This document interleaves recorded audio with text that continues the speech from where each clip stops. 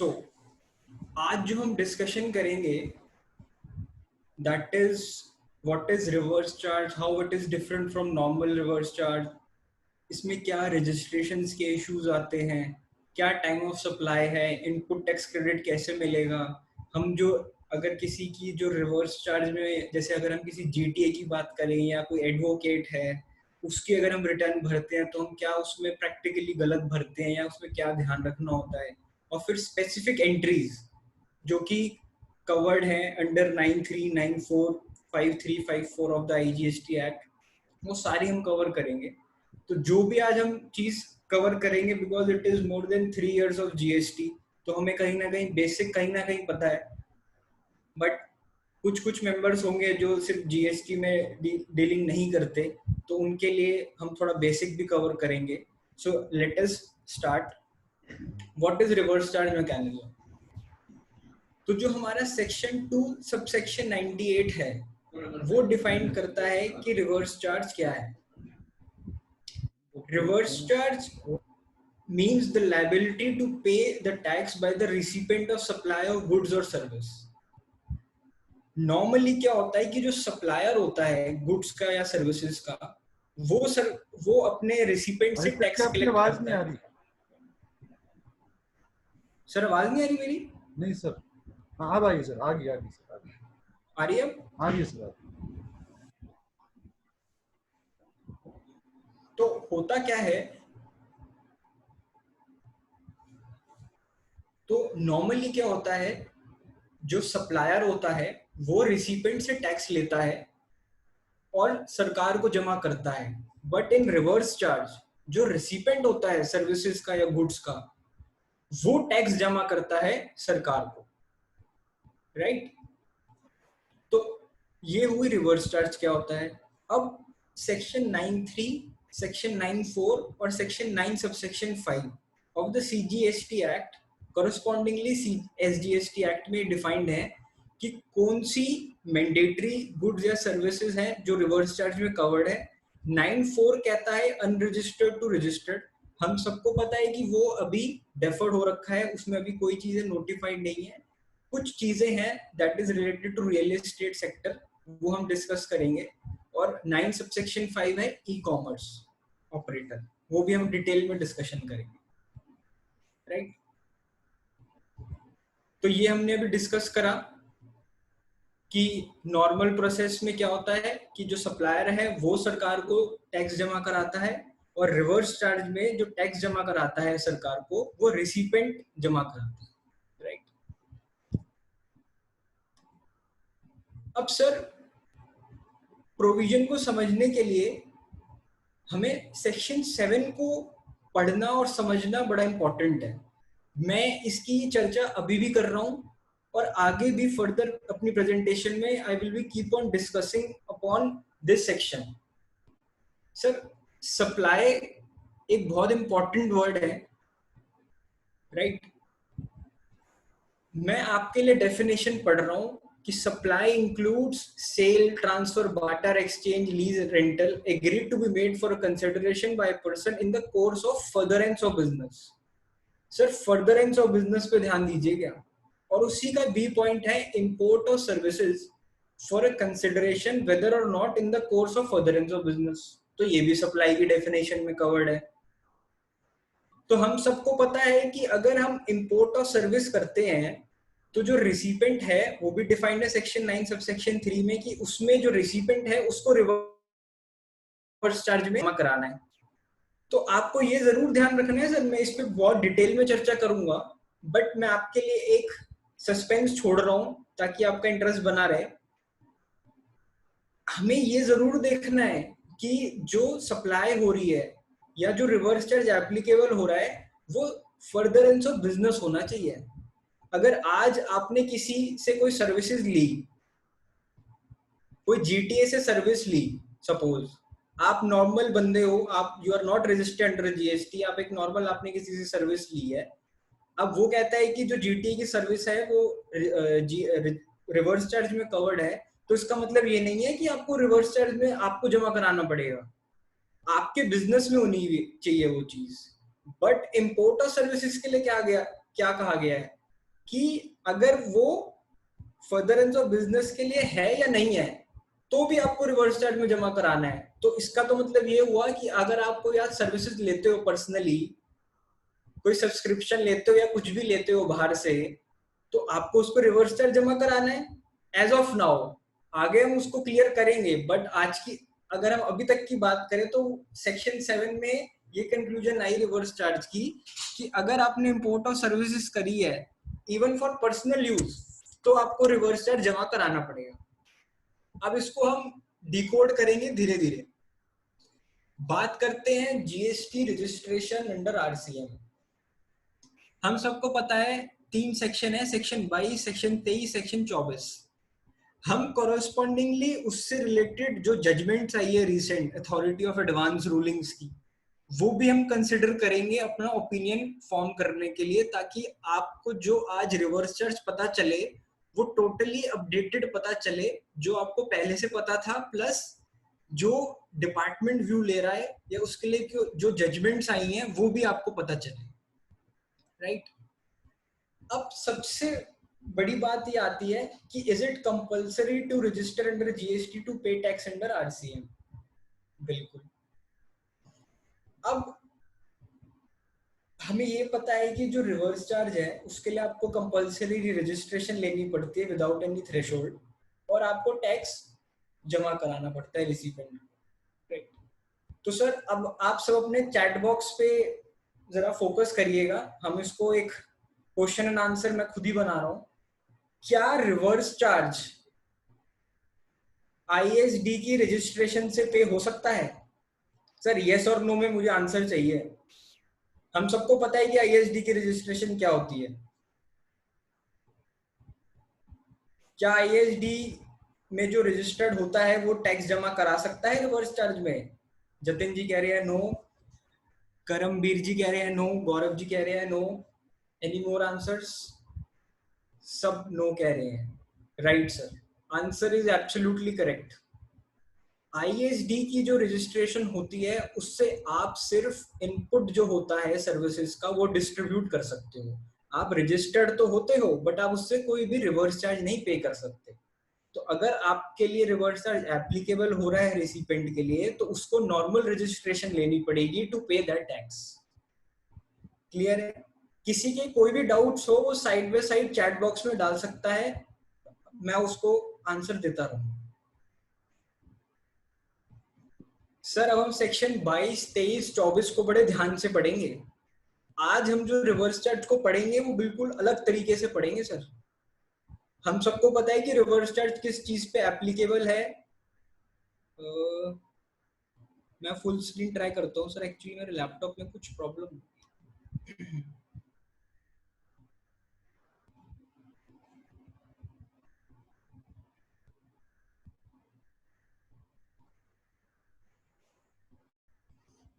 I think अब सबको visible है। Visible Aditya ji, visible. जी जी सर, सेक्शन 22 क्या कहता है? सेक्शन 22 ये कहता है कि आपको कहां से रजिस्ट्रेशन लेनी है। आपके लिए मैं मेन पॉइंट पढ़ देता हूं सर सेक्शन 22 का। Every supplier shall be liable to be registered under this act from where he makes a taxable supply, if his aggregate turnover in the financial year exceeds 20 lakhs, goods के लिए 40 हो गया है और services के लिए 20 lakhs है। ठीक है, तो वो सेक्शन 22 ये कहता है कि आपको कहां पे रजिस्ट्रेशन लेनी है जहां से आप सप्लाई कर रहे हो, टैक्सेबल सप्लाई कर रहे हो। सेक्शन 23 क्या कह रहा है कि the following persons shall not be liable for registration if that person is engaged exclusively in the business of supplying goods or services that are not liable to tax या फिर wholly exempt from tax। ये section 23 कह रहा है। अब अगर हम section 24 की बात करते हैं, वो बात करता है compulsory registration without any threshold. वो क्या कहता है?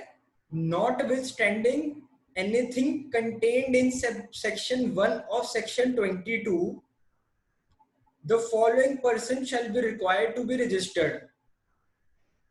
The person who are required to pay tax under RCM. Sir फिर से आपको चैट बॉक्स में आंसर देना है, ध्यान से सुनिएगा सर क्वेश्चन को। आपने प्रोविजन पढ़ लिया, सेक्शन 22 पढ़ लिया, सेक्शन 23 पढ़ लिया, सेक्शन 24 पढ़ लिया। अब क्वेश्चन आपके पास ये है कि अगर मैं एक ऐसे बिजनेस में हूं जो टोटली एग्जेम्प्ट है, सपोज मैं चावल के बिजनेस में हूं या हेल्थ केयर सर्विसेज में हूं जो कि मेरी सप्लाई टोटली एग्जेम्प्ट है, और मैंने अगर किसी सपोज एडवोकेट से कोई सर्विसेज ली है, कोई एग्जेम्पशन नहीं है उसके लिए, आप अभी एग्जेम्पशंस को छोड़ दीजिए, मैंने अगर किसी एडवोकेट या जीटीएस से सर्विस ली है, तो क्या मुझे कंपल्सरी रजिस्ट्रेशन लेनी पड़ेगी या नहीं लेनी पड़ेगी? सर यस और नो चाहिए।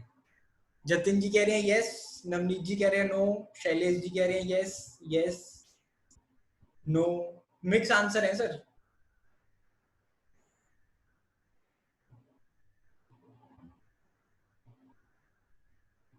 तो मिक्स आंसर आए हमारे पास यस और नो के। तो अगर हम अभी की बात करें तो सेक्शन 22, 23, 24 को पढ़ के ये लग रहा है कि अगर सेक्शन 23 में टोटली एग्जेम्प्ट है तो जो सेक्शन 24 है वो ओवररूल कर रहा है। किसको कर रहा है? सेक्शन 22 को। सेक्शन 23 को तो ओवररूल नहीं कर रहा। तो उसमें तो ये कंक्लूजन निकल रही है कि अगर आप टोटली एग्जेम्प्ट में डील कर रहे हो तो फिर आपके लिए एप्लीकेबल नहीं है रजिस्ट्रेशन लेना, क्योंकि जो सेक्शन 24 है वो सेक्शन 22 को ओवररूल कर रहा है, सेक्शन 23 को नहीं कर रहा। राइट सर, एक्चुअली ना मैं फुल स्क्रीन करता हूं तो मेरी ना ये स्क्रीन में प्रॉब्लम हो जाती है। अच्छा हो गया, हो गया। तो अब सर हम जजमेंट्स पढ़ते हैं अथॉरिटी ऑफ एडवांस रूलिंग की, कि क्या जजमेंट्स आई। सर 3 एडवांस रूलिंग आई इससे रिलेटेड। सर आपको जान के हैरानी होगी, 2017 से लेके, सिंस जुलाई 2017 से लेके आज तक there are more than 870 authority of advance ruling. तो सर आप लोग कहेंगे कि हम एडवांस रूलिंग को क्यों पढ़ें, वो तो जिस पे एप्लीकेबल है सेक्शन 96, 97, बस जिसने रूलिंग अप्लाई की उस पे एप्लीकेबल है। बट सर कहीं ना कहीं वो हमें डिपार्टमेंट का व्यू बता रहा है। हम सब ने अभी GSTR 99C भरी है, अभी 17-18 की ऑडिट बाकी है सर। जैसी कोविड खत्म होगा सबसे पहले नोटिस आएगा। तो इसलिए आपको अपनी जब जीएसटी ऑडिट आप 17, 18, 19 की भी करेंगे तो आपको कहीं ना कहीं ये जो एडवांस रूलिंग है इनको भी कंसिडर करना होगा। खैर अब हम टॉपिक पे आते हैं। 3 जजमेंट्स आई और तीनों में बेंच में ये रूल किया कि जो सेक्शन 22, 23, 24 है उनको रीड टुगेदर करना पड़ेगा, और उसकी रीडिंग से लिखना है कि रजिस्ट्रेशन वाज कंपल्सरी। इन तीनों में वो एग्जेम्प्ट गुड्स में डील कर रहे थे, health care services which was totally exempt, but फिर भी रजिस्ट्रेशन लेनी पड़ेगी to comply with section 9394। Logically जो मेरा व्यू क्या निकलता है कि रजिस्ट्रेशन नहीं लेनी पड़ेगी, जो हमने भी डिस्कशन करी है, क्योंकि जो सेक्शन 24 है वो सेक्शन 22 को ओवररूल कर रहा है, सेक्शन 23 को नहीं कर रहा। But at the same time आपको जो अथॉरिटी ऑफ एडवांस रूलिंग आई है उनको भी कंसिडर करना पड़ेगा। तो लिटिगेशन हो सकती है आगे, तो मैंने आपको प्रोविजन बता दिया और उसमें क्या लिटिगेशन हो सकती है और क्या रूलिंग्स आई है। मैं एक एक रूलिंग को डिस्कस नहीं कर सकता due to scarcity of time, तो मैंने आपको ये 3 रूलिंग के नाम बता रखे हैं, आप इनको सर्च करके उनको पढ़ सकते हैं। आई होप अभी तक सब क्लियर चल रहा है। Time of supply. Sir time of supply again बड़ा इंपॉर्टेंट होता है। हमें टैक्स कब जमा कराना है, किस पीरियड में जमा कराना है, वो हमें टाइम ऑफ सप्लाई बता रहा है। तो कुछ कुछ गुड्स पे भी एप्लीकेबल है। नो साउंड सर, मैं ऑडिबल नहीं हूं, am I not audible? Divya ji कह रही है मेरी आवाज नहीं आ रही है। आवाज तो आ रही है सर, परफेक्ट आ रही है आपको। आ रही है ना, ठीक है। तो अब हम अगर time of supply of goods और सर्विसेज की बात करें, तो हम सबको पता है सेक्शन 9394 में गुड्स भी हैं आज की डेट में जिन पे रिवर्स चार्ज एप्लीकेबल होता है, और सर्विसेज सर्विस टैक्स से एप्लीकेबल हो रहा है। उन्हीं ही कुछ सर्विसेज को आगे जीएसटी में कैरी फॉरवर्ड किया गया है। तो अगर मैं टाइम ऑफ सप्लाई और सर्विसेज की बात करूं, इस केस स्टडी भी करेंगे जिसमें आपको आंसर देना होगा। तो वो क्या कहता है, early of the following date of payment as entered in the books of accounts of the recipient or the date on which payment is debited in his bank account whichever is earlier, या फिर date immediately following 60 days from the date of issue of invoice. ठीक है sir. अब sir बात करते हैं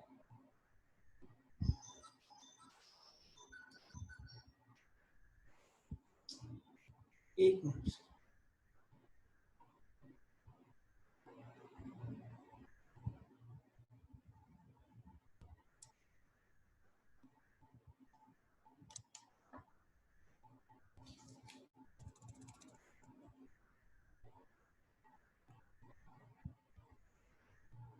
sir actually ना ये फुल स्क्रीन में ना भूपेंद्र जी प्रॉब्लम हो रही है मेरे ना सिस्टम में, स्लाइड शो करता हूँ तो आगे वो चलने में प्रॉब्लम कर रहा है बड़ा। सर पता है क्या, फुल स्क्रीन इधर से मैं भी शेयर कर सकता हूँ, लेकिन उसमें ना थोड़ी सी वो नहीं रहेगी सर, कोऑर्डिनेशन प्रॉपर नहीं रहेगा, क्योंकि आप जो बोलोगे उस हिसाब से मैं स्लाइड नहीं कर पाऊंगा। क्योंकि हाँ, वो इतना एक्चुअली भी ना, ठीक है सर, विजिबल है वैसे तो। अगर आप अपनी अपने लैपटॉप, जैसे मैंने अभी लैपटॉप का फुल स्क्रीन किया हुआ है, तो मुझे भी साफ दिखाई दे रहा है। तो थोड़ा सा अगर पार्टिसिपेंट भी अपनी फुल स्क्रीन करेंगे तो आई थिंक विजिबल हो जाएगा सर, ऐसी बात एक जो पहले थी सर। अभी आपका सर फिर भी साइज छोटा हो गया, अभी आप जो पहले किया हुआ था आपने वो ठीक था। हाँ अब ठीक है सर, ये ठीक है। एक मिनट सर,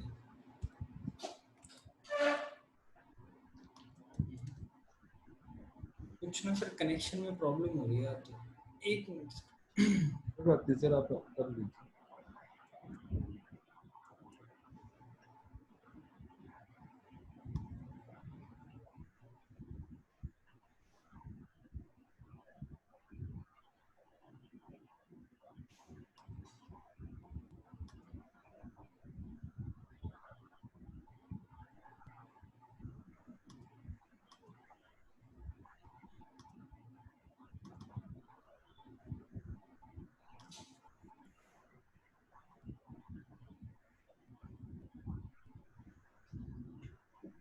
आना चाहिए।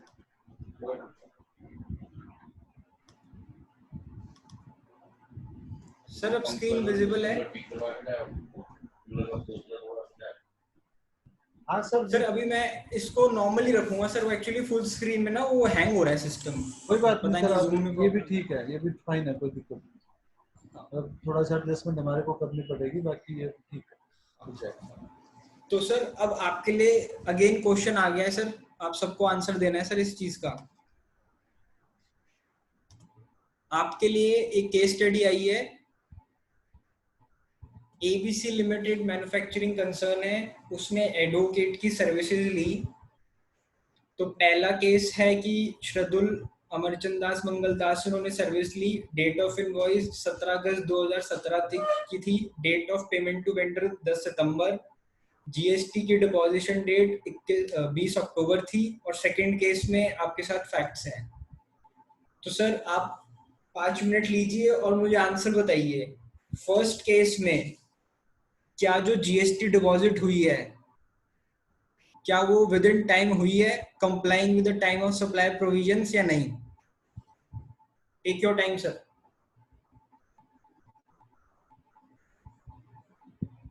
अभी सिर्फ पहले केस की बात कर रहा हूं मैं सर। दिव्या जी कह रही है यस, करम जी कह रहे हैं यस,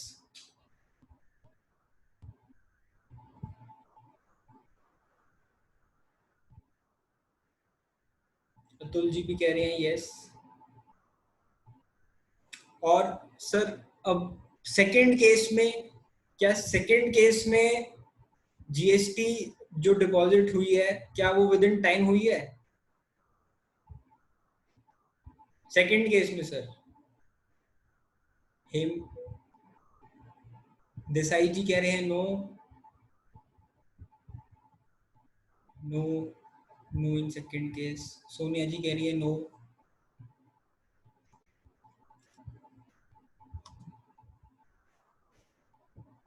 एब्सोल्युटली परफेक्ट सर। जब मैं जलंधर ब्रांच में ये केस स्टडी डिस्कस कर रहा था, शैलेश एक्सप्लेन करता हूँ।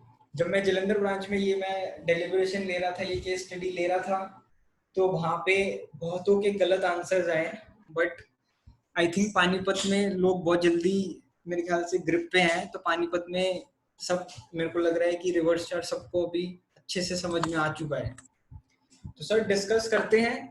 अभी मैंने आपको क्या कहा, सर्विसेज के केस में टाइम ऑफ सप्लाई जो है date of payment made to the recipient या फिर 61st day from the date of invoice, whichever is earlier. ठीक है, पहले केस में क्या हो रहा है, डेट ऑफ इनवॉइस 17 अगस्त 2017, पेमेंट कब हुई उसको 10 सितंबर को। क्या वो विद इन 60 डेज हो गई? बिल्कुल हो गई। तो टाइम ऑफ सप्लाई क्या होगा उसका?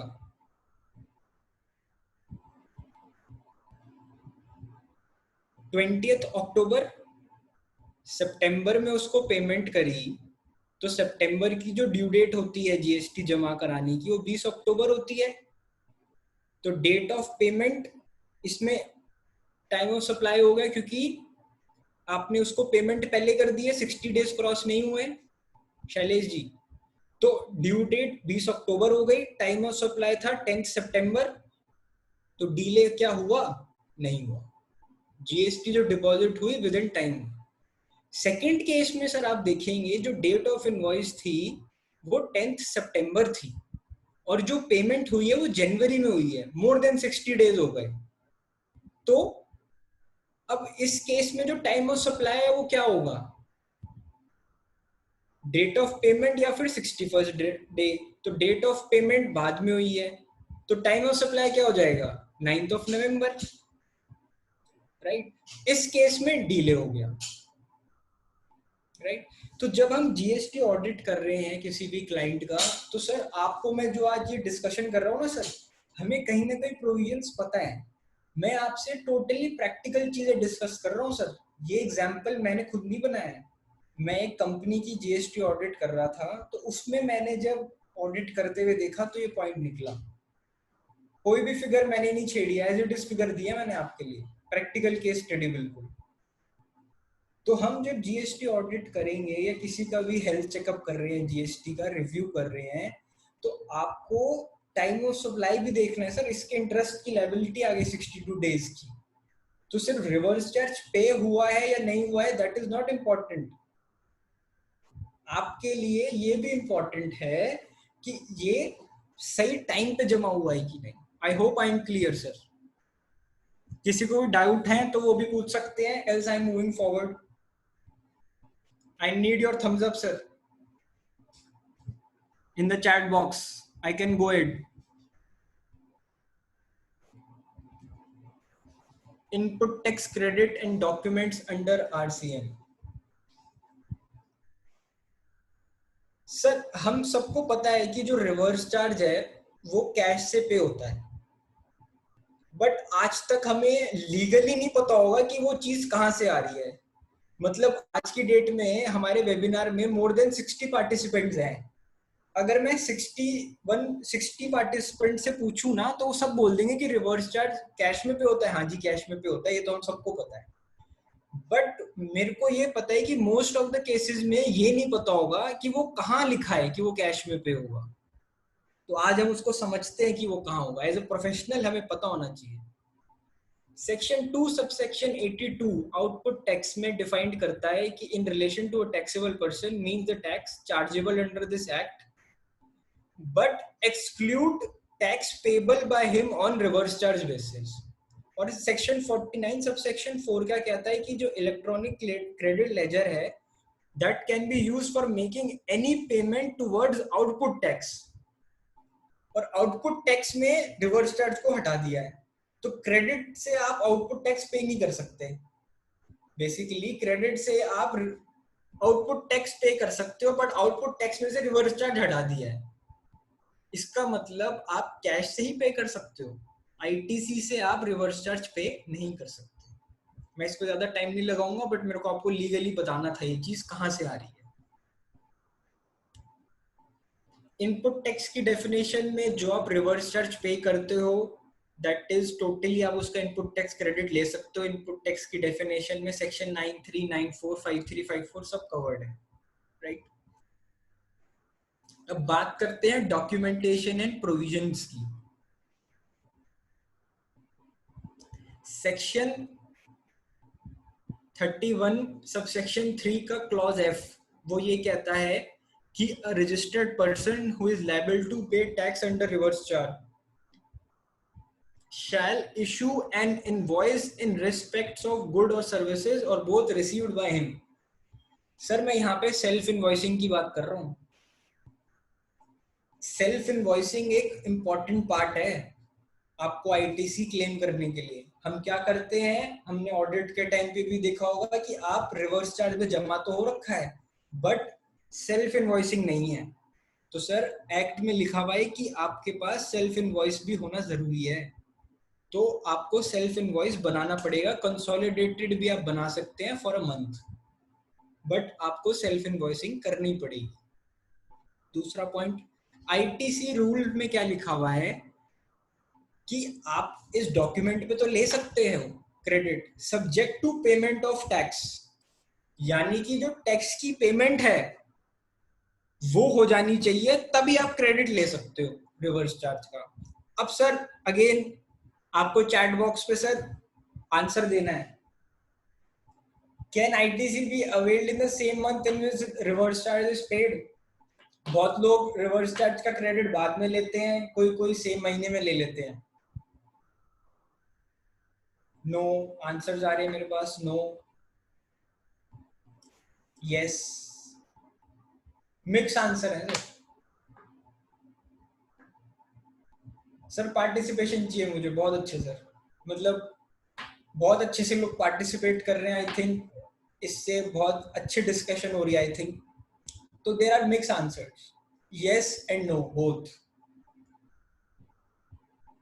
सर अभी हमने प्रोविजन पढ़ा है, हम सबको पता है कि जब आप जीएसटीआर 3 भी भरते हैं, आई एम एज्यूमिंग कि हम सबने जीएसटीआर 3 भी एक बार भर रखी है।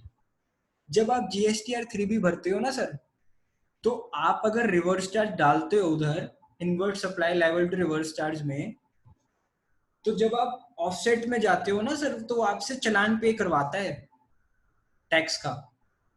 तो आइडियली आपकी रिटर्न या जब तक वो ऑफसेट नहीं होता, जब तक आप टैक्स पे ना कर दो रिवर्स चार्ज का, तो सर आपने जब टैक्स पे कर दिया और साइमल्टेनियसली आपने उसका क्रेडिट भी ले लिया उधर ही इनपुट टैक्स क्रेडिट में, तो sir totally it is legal, क्योंकि आपने पहले टैक्स पे किया है फिर आपने क्रेडिट लिया है। तो सर आप सेम महीने में क्रेडिट ले सकते हो, जरूरी नहीं है कि आप पहले फरवरी में पे करो और मार्च में उसका आईटीसी लो। शुरू में बहुत लोगों को प्रॉब्लम हुई है। एंड सीइंग द आंसर्स, मेरे को लग रहा है कि अभी भी थोड़ी बहुत कंफ्यूजन है इस पे, तो आज वो अपनी कंफ्यूजन को दूर करिए सर लॉजिकली। आप मेरी मत सुनिए सर, प्रोविजन को पढ़िए। आपने प्रोविजन पढ़ा और फिर आपने आंसर दिया सर। दिव्या जी सपोर्टिंग यही है कि आपको वही कहता है कि आप क्रेडिट तब ले सकते हैं कि आप पहले उसको पे करोगे subject to payment of tax. आप जब जीएसटीआर 3 भी भरते हो तो रिवर्स चार्ज की पेमेंट आप पहले करते हो, उसके बाद वो ऑफसेट होता है, उसके बाद रिटर्न फाइल होती है। तो इसलिए आप टैक्स पहले पे कर सकते हो, क्रेडिट भी सेम महीने में ले सकते हो। जिस महीने आपने रिवर्स चार्ज पे किया in the same month you can take the credit. I hope I am clear. किसी के कोई डाउट है तो प्लीज बताइए, else I am moving forward.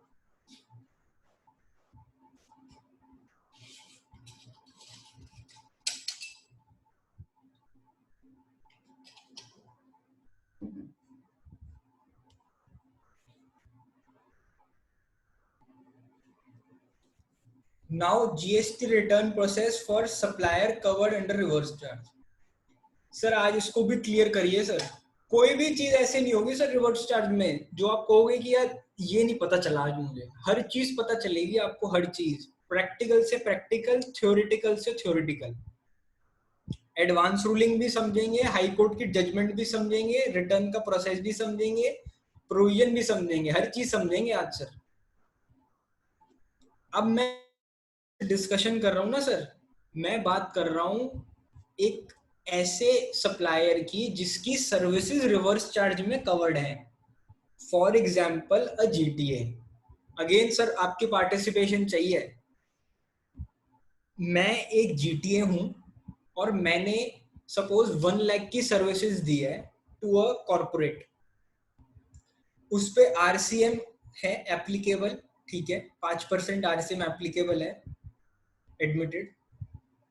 अब मैं एक जीटीए की रिटर्न भर रहा हूं, 1 लाख की सर्विसेज उसने दी है जो कि आरसीएम में कवर्ड है।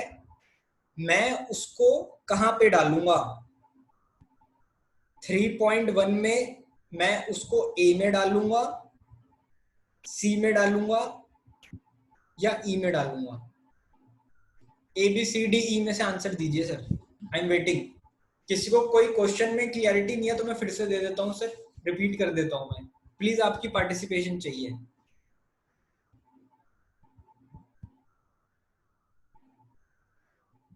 मैं फिर से रिपीट कर रहा हूं, मैं एक जीटीए हूं, मैं जीटीए की रिटर्न भर रहा हूं। जीटीए ने 1 लाख की सर्विसेज दी है टू अ कॉर्पोरेट जिसकी सर्विसेज रिवर्स चार्ज में कवर्ड है।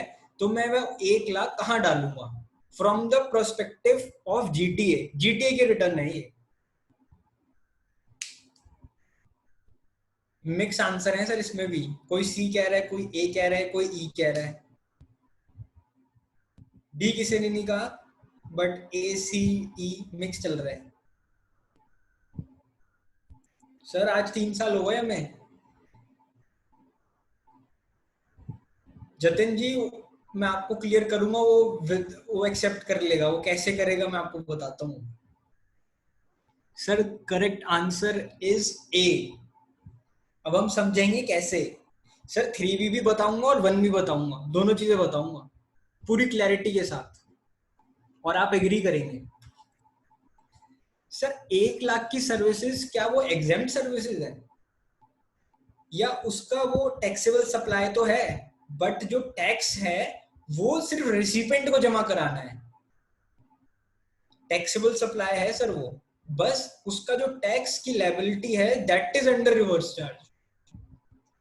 तो वो ए में जाएगा। ए में हम यहाँ पे टैक्सेबल वैल्यू 1 लाख डालेंगे। अब बात आती है टैक्स की। आप कोई कोई लोग कह रहे हैं कि टैक्स नहीं लेगा वो यहाँ पे। सर लेगा। पहले तो पोर्टल में इशू आता था, अब यहाँ पे 0.1 डालिए, वो राउंड ऑफ करके 0 कर देगा इसको। ठीक है, यहाँ पे 1 लाख आ गया, यहाँ पे टैक्स 0 हो गया, आपकी कोई लायबिलिटी नहीं आई टैक्स जमा कराने की। अब बात करते हैं इसी पर्सन की GSTR 1। हम GSTR 1 में जानते हैं यही टैब आता है B2B का। आप यहाँ पे ये ऑप्शन आता है सप्लाई अट्रैक्ट्स रिवर्स चार्ज। तो आपकी 3B और 1 भी मैच हो जाएगी। 3B में कोई टैक्स नहीं दिया, 1 में आपने यहाँ पे भरते टाइम इसको टिक कर दिया, तो जो रिसिपेंट का GSTN होगा तो वो उसको वहां पे उसके GSTR 2 में दिख जाएगा कि भाई ये रिवर्स चार्ज आपको कंपनी को जमा कराना है। तो आपकी 3B1 टोटली मैच हो गई। नहीं तो आप समझिए ना सर, इसका तो फिर कोई रेलेवेंस ही नहीं था अगर आप इसको यहाँ पे डाल देंगे एग्जेम्प्ट में। तो एक लॉजिक ये भी है, प्लस प्रोविजंस को अगर हम जाए तो टोटली उससे ये पूरा मैच करता है। I think I am clear. किसी को कोई डाउट है तो प्लीज बताइए। सोनिया जी कह रही है कि 18-19 का आरसीएम हमने अभी पे नहीं किया है तो क्या हम उसका क्रेडिट ले सकते हैं? मैम देखो, थोड़ा सा इसमें इशू है। मैं ये नहीं कहूंगा कि क्लियर कट इसका आंसर है। कोई कहेगा हाँ ले सकते हैं, कोई कहेगा नहीं ले सकते। Ideally I am of the view कि आप क्रेडिट ले सकते हो क्योंकि आपने उसका टैक्स तो अभी पे किया ही नहीं है।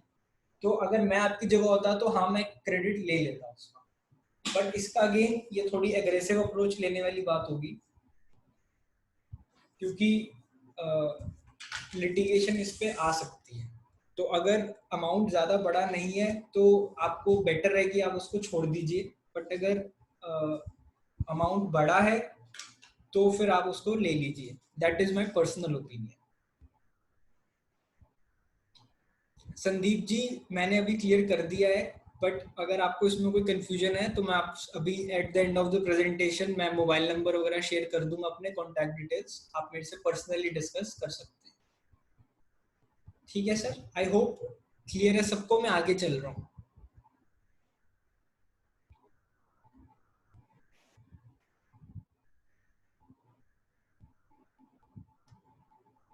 अब सर हम स्पेसिफिक प्रोविजंस पे आ रहे हैं। कुछ कुछ इसमें ऐसे प्रोविजंस होंगे जिसमें मैं टाइम थोड़ा कम लगाऊंगा, और कुछ कुछ ऐसे प्रोविजंस है जिसपे थोड़ा टाइम ज्यादा लगाना पड़ेगा, राइट? जो हम सबके क्लाइंट्स हैं, या जो हम सबके जनरली जितने भी क्लाइंट्स हैं जो सब पे एप्लीकेबल होता है, मैं वो उन पे फोकस ज्यादा करूंगा, और जो बहुत स्पेसिफिक है वो उस पर मैं थोड़ा कम टाइम लगाऊंगा। That can be discuss privately अगर किसी को कोई इशू है तो उस चीज पे। ठीक है, बिफोर आई प्रोसीड, आपके लिए ये इम्पोर्टेंट है कि discharging of liability by supplier would not render the liability discharge. आपको रिसिपेंट को ही जमा कराना पड़ेगा। ऐसा नहीं है कि भाई हम कह दें कि सप्लायर ने जमा करा दिया तो फिर रिसिपेंट को अब टैक्स जमा कराने की कोई जरूरत नहीं है, ऐसा नहीं है। जिसकी जो ऑब्लिगेशन है उसको वो पे करना पड़ेगा, राइट? आदित्य जी अगर अब ये किसी सर आदित्य जी अगर किसी ने एग्जाम्प्ट में दिखा दिया हो तो अब तक 3B में सर मोस्टली मेरे ख्याल से दिखा रखा है। सर देखो, मैं इसका एक आंसर ऐसे दूंगा कि हम सबको तो सर बहुत आता है। इन 3 साल में आप डिपार्टमेंट तो सब हो आए होंगे एक बार। हाँ बिल्कुल सर। आपको पता है ना डिपार्टमेंट वालों को कितना आता है। तो उसमें कोई इशू नहीं है। अभी हमने 17-18 की एनुअल रिटर्न भरी है, 18-19 की अभी हमारे पास टाइम है। एनुअल रिटर्न बनी ही इसलिए है कि आप उसको कंसिडर कर सकते हैं, उसमें जो गलत हुआ है वो ठीक कर सकते हैं, तो आप एनुअल रिटर्न में उसको ठीक कर दीजिए। कोई प्रॉब्लम क्या है, वो अल्टीमेट तो सर 18 टैक्स का कोई इम्प्लीकेशन तो आना नहीं है इसके अंदर, तो नहीं जस्ट आएगा सर। रिपोर्ट। देखो, मैंने आपसे 3B1 जो मैंने आपको दिखाया है उसमें आपको क्लियर कट समझ में आ गया होगा। जी तो आपका कोई टैक्स का इम्प्लीकेशन नहीं आएगा, आपने एक तरीके से गलत हेड पे पुट कर दिया है। जी तो ठीक है कोई सर। प्रॉब्लम नहीं है, तो आप इसको उसको कहीं एनुअल करेक्शन, रिटर्न पे ठीक कर दीजिए। इसको जैसे एनुअल रिटर्न भी सर 17-18 की तो फाइल हो चुकी है, तो उसका तो अब कुछ नहीं सर कर जाने सकते। दो, जो चीज हो गई सब, उस पर दिमाग मत लगाओ। हो सकता है जो सर यहाँ चीज पर कोई है उस पर डिपार्टमेंट वाला ध्यान दो। बंदा भी कनेक्ट हो। अरे सर कुछ नहीं होगा, क्योंकि अल्टीमेटली सरकार को क्या चाहिए कि टैक्स चला जाए। टैक्स ठीक चला है गया, सर। जो अब हमने गलती करी है उसको सुधार करेंगे ना सर। ठीक है अतुल सर। जी, जो ट्रांसपोर्टर वाली बात है 18% वाली, वो सर डिटेल में डिस्कशन करेंगे। ठीक है 2 स्लाइड रुक जाइए सर, अभी हम बात करेंगे।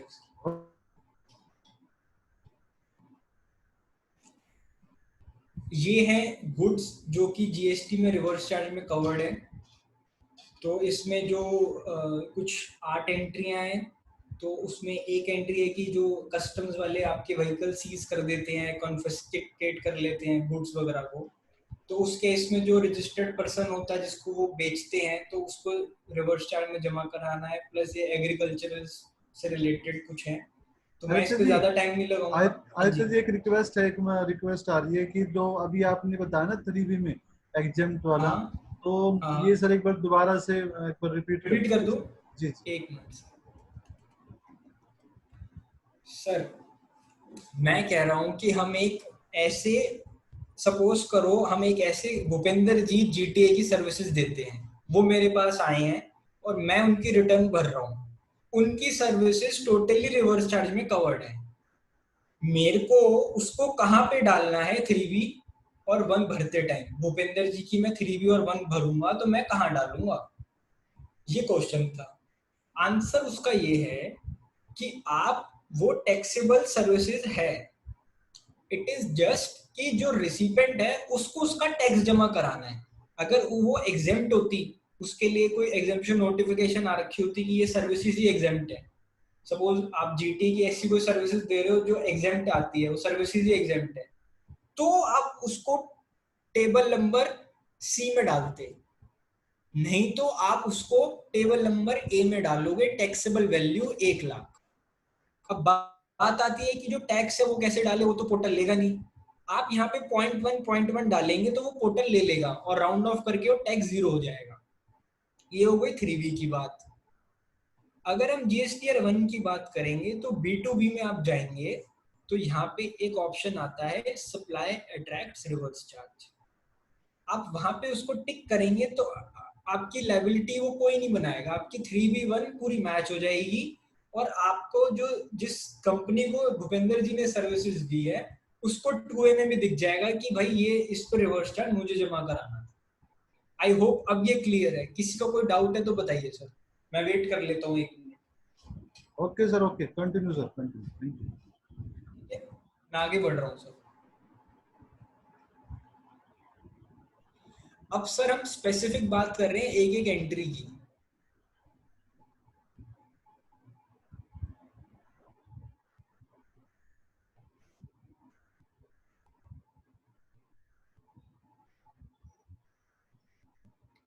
जिनके भी अभी सर जीटीए से डाउट शुरू हो गए हैं, मैंने सर आपको एग्जांपल लिया था सिर्फ एक उसका एक समझाने के लिए। अब हम जीटीए का पूरा डिटेल में डिस्कशन कर रहे हैं सर अभी, तो प्लीज मैं चाहूंगा कि थोड़ी सी देर हम उसको वेट कर लेते हैं, तो वो फिर सब नॉर्मल सब कुछ आपको क्लियर आने लग जाएगा।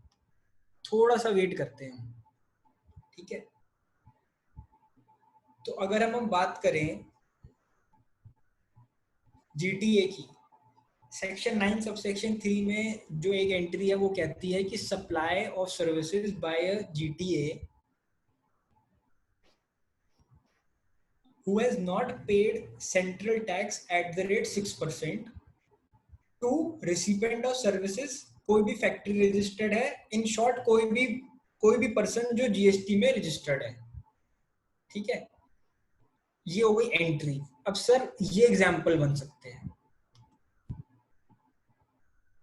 इसको शांति से देख लीजिए सर 1 मिनट। जितने भी आपके डाउट्स हैं ना सर सारे क्लियर हो जाएंगे, 2 मिनट आराम से देखिए, मैं फिर एक्सप्लेन करूंगा एक एक एंट्री।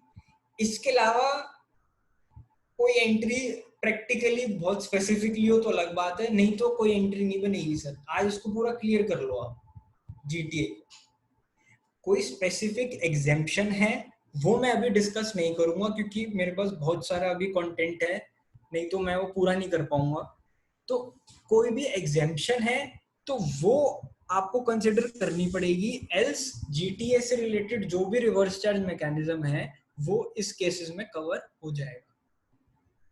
बात करते हैं डिटेल में।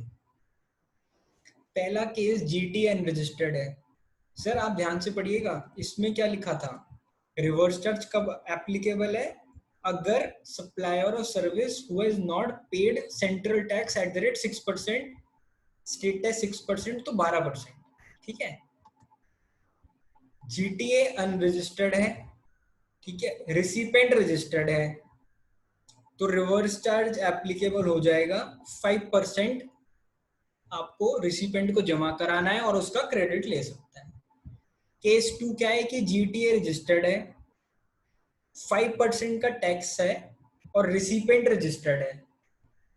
इस केस में क्या होगा, क्या जीटीए सरकार को टैक्स जमा कराएगा? नहीं, जो रिसिपेंट है वो टैक्स जमा कराएगा, ठीक है, क्योंकि सरकार ने क्या कहा है कि लायबिलिटी रिसिपेंट की है, तो वो पहली बात तो 5% टैक्स आपसे ले नहीं सकता, उसको दिखाना पड़ेगा अपने टैक्स इनवॉइस में रिवर्स चार्ज एप्लीकेबल, यस और नो, यस, रिसिपेंट जमा कराएगा, ठीक है। केस 3 क्या है कि जीटीए रजिस्टर्ड है और वो 12% टैक्स लगा रहा है, वो लगा सकता है।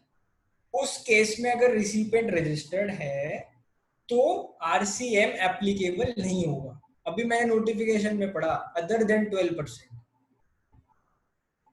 तो अगर जीटीए 12% टैक्स लगा रहा है तो वो इनपुट भी ले रहा है उसका, इसलिए वो 12% लगा रहा है, 5% without ITC, 12% with ITC for GTA. तो ये फॉरवर्ड चार्ज में कवर्ड है, वो सिंपली 12% आपसे लेगा, सरकार को जमा कराएगा, 12% का इनपुट ले लीजिए। केस नंबर 4, जीटीए रजिस्टर्ड है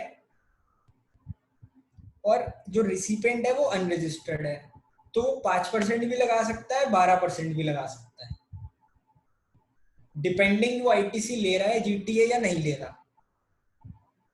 अगर इनसे रिलेटेड कोई स्पेसिफिक एग्जेम्पशन है, जो कि हो सकती है, आई एम नॉट डिनाइंग, ये जीटीए से रिलेटेड स्पेसिफिक एग्जेम्पशन है, तो फिर अल्टीमेटली टैक्स ही नहीं लगेगा।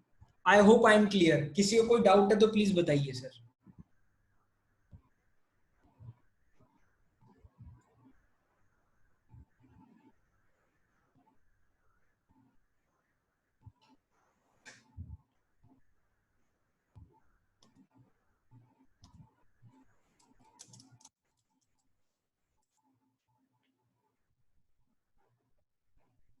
कुछ लोग मुझे कह रहे हैं कि फोर्थ पोजीशन को रिपीट करिए। सर फोर्थ पोजीशन क्या है, अब आप बात करिए रिवर्स चार्ज, क्या बात ही भूल जाइए। अगर जो मेरा रिसिपेंट है वो रजिस्टर्ड ही नहीं है, तो उसको तो टैक्स जमा नहीं कराना ना, उसको कंडीशंस तो सेटिस्फाई होनी पड़ेगी ना, तभी तो टैक्स जमा कराएगा। अगर वो रजिस्टर्ड नहीं है, अगेन वो बड़ा स्पेसिफिक केस है, अगर रिसिपेंट ऑफ सर्विस इनमें से कोई है तो उसको रिवर्स चार्ज में जमा कराना पड़ेगा, even if it is unregistered. मैं उस पर बात कर रहा हूँ किसी, अगर मैं स्पेसिफिकली कहूँ तो कोई इंडिविजुअल की, तो फिर उस केस में तो जो जीटीए होगा वो 5% या 12% अपने हिसाब से टैक्स लगा सकता है ना sir. I think I am clear. Okay, आ गया। I think I can move forward. नहीं सोनिया जी, उसको एक ही चीज वो ऑप्ट कर सकता है at the starting of financial year, दोनों चीजें नहीं कर सकता।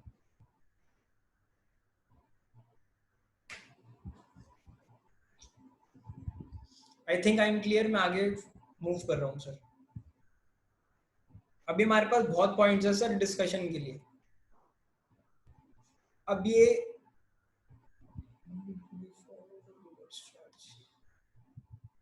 Sir in case number 3 Arvind ji, आप अगर जीटीए रजिस्टर्ड है, रिसिपेंट भी रजिस्टर्ड है, अब अगर जीटीए ने 12% टैक्स लगाया है तो उस केस में आरसीएम नहीं होगा, क्योंकि मैंने आपको भी नोटिफिकेशन पढ़ाई है ना sir, who has not paid central tax at the rate 12%, यहाँ पे वो 12% चार्ज कर रहा है, तो आरसीएम की बात ही नहीं है, ये एक नॉर्मल एक्सपेंस हो गया।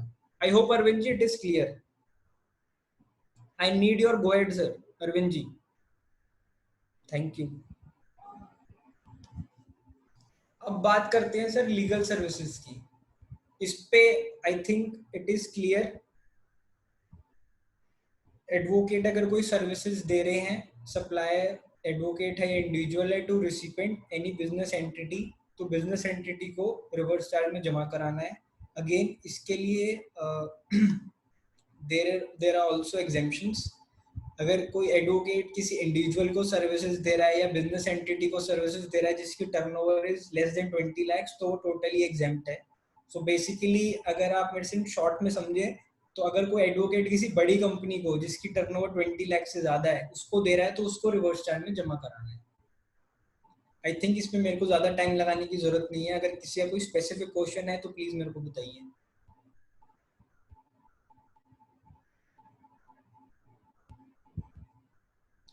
Yes, Shailesh ji, yes, they are not required to register. Yes, considering, sir देखो आप जो मेरे से क्वेश्चन पूछ रहे हो वो मैं आपको भी आंसर दे रहा हूँ, कंसिडरिंग कि वो एक जनरल है। अगर कोई स्पेसिफिक है तो आप वो प्लीज मेरे से अलग से डिस्कस कर लीजिएगा।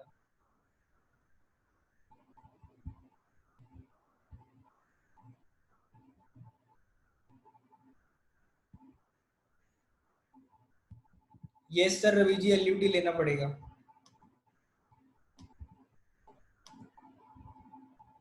आप अगर ध्यान से पढ़ेंगे तो रिसिपेंट ऑफ सर्विसेज में रवि जी लिखा है कि business entity located in taxable territory. आपका जो क्लाइंट होगा वो एक्सपोर्ट में आउट ऑफ टेरिटरी हो गया, तो उस केस में फिर जो टैक्स होगा वो आपको जमा कराना पड़ेगा। बट अगेन वो एक्सपोर्ट में है तो there will be no liability, but you have to take LUT. I think Ravi ji it is clear. Thank you sir. मैं आगे मूव फॉरवर्ड कर रहा हूँ sir. Arbitral service I think मैं इसको थोड़ा स्किप कर सकता हूँ. तो ये it is a normal service, आप इसको पढ़ सकते हैं, तो मैं इस पे ज़्यादा टाइम नहीं लगाऊंगा. स्पॉन्सरशिप सर्विसेज अगेन, ये सर्विस टैक्स में भी सेम प्रोविजन था, वो एज इट इज रेप्लिका हो गया जीएसटी में. हम सबको पता है कि अगर कोई स्पॉन्सरशिप की सर्विसेज है, जो रिसिपेंट होगी बॉडी कॉर्पोरेट होगी, वो जीएसटी में रिवर्स चार्ज जमा कराएगी. सर सर्विसेज बाय डायरेक्टर्स, ये सर ऐसा जजमेंट आई, हम सबको पता है, क्ले क्राफ्ट वाली. कोविड में हम सबकी होश उड़ा दी इसने, अननेसेसरली इसको हाइप क्रिएट किया गया. तो इसको हम थोड़ा सा समझ लेते हैं और इस पे हम अपनी पोजीशन भी क्लियर कर लेते हैं सर. सर्विसेज बाय डायरेक्टर्स यानी कि services supplied by director of a company or a body corporate to the said company or the body corporate located in the taxable territory. Supplier of service है director, recipient of service है company. अब sir जो Alcon consulting की ruling आई और Clay Craft की ruling आई, उसमें उन्होंने ये हेल्ड किया. मैं आपको थोड़ा सा उसका बैकग्राउंड बता देता हूँ कि भाई जो क्ले क्राफ्ट में जो डायरेक्टर्स थे, they all were whole time director. 7 director थे और सब अलग अलग एरिया अपने डोमेन को वॉच करते थे. दे वर अंडर एम्प्लॉयमेंट, जो उनको सैलरी मिलती थी उस पर टीडीएस के प्रोविजंस एप्लीकेबल होते थे अंडर द हेड सैलरी. वो उसको सैलरी ही ट्रीट करके अपनी आईटीआर भरते थे. पीएफ भी जो उनका कटता था वो सैलरी के हिसाब से ही कटता था. ईएसआई, पीएफ, टीडीएस, सब कुछ जो कटता था वो एज ए सैलरी कटता था. राइट. उन जो जजमेंट आई उसको उन्होंने टोटली इग्नोर कर दिया, वो सारे फैक्ट्स को. उन्होंने सिंपली एंट्री में लिखा है कि भाई सर्विसेज दे रहे हैं डायरेक्टर तो रिवर्स चार्ज में कवर्ड है. जबकि हम सबको पता है as per schedule 3 of the GST act, अगर कोई एम्प्लॉय एम्प्लॉयर को कोई सर्विसेज दे रहा है तो वो एक तरीके से सप्लाई ही नहीं है, हम सबको पता है. तो इसलिए जो कंक्लूजन निकलता है वो ये निकलता है कि अगर कोई डायरेक्टर नॉन एग्जीक्यूटिव है, नॉमिनी है, इंडिपेंडेंट डायरेक्टर है, इन शॉर्ट कोई भी ऐसा डायरेक्टर जो कि हम कह सकते हैं वो एम्प्लॉयमेंट में नहीं है, वो डे टू डे वर्किंग नहीं देख रहा है कंपनी की, वो रिवर्स चार्ज में कवर्ड नहीं होगा. इसके लिए बहुत सारे सर्कुलर ऑलरेडी आ चुके हैं. सर्विस टैक्स में भी था, आरओसी में भी डिफाइंड है, कंपनीज एक्ट में भी डिफाइंड है. तो इट इज वेरी क्लियर कि रिवर्स चार्ज एप्लीकेबल नहीं होगा. तो अब हम बात करते हैं, अगर आपका कोई क्लाइंट है जो कि डायरेक्टर है कंपनी में, उसको रेम्यूनरेशन दी जा रही है या कोई सिटिंग फी दी जा रही है और वो होल टाइम डायरेक्टर है, आप कह सकते हो, तो उस पर रिवर्स चार्ज की एप्लीकेबिलिटी नहीं है. ये मेरा व्यू है. कहीं ना कहीं आई थिंक आप भी उसी व्यू के ही होंगे. अगर किसी का कोई क्लेरिफिकेशन, कोई पॉइंट है, कुछ है, तो आप प्लीज मेरे से शेयर करिए, else I can move forward.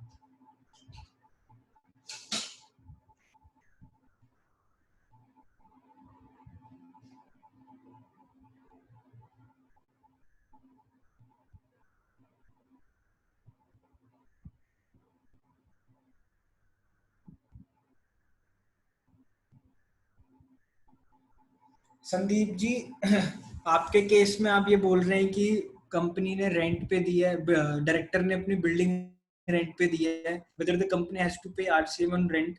Sir इस स्पेसिफिक केस में मैं होता तो मैं रिवर्स चार्ज जमा कराता, क्योंकि अगर लिटिगेशन को देखेंगे ना तो वो इतनी ज्यादा है, तो उस केस में मैं जमा कराता. अगर आपका स्पेसिफिक ये क्वेश्चन है तो मैं स्पेसिफिक आंसर दूं तो यस, उस पर रिवर्स चार्ज एप्लीकेबल होगा 18%.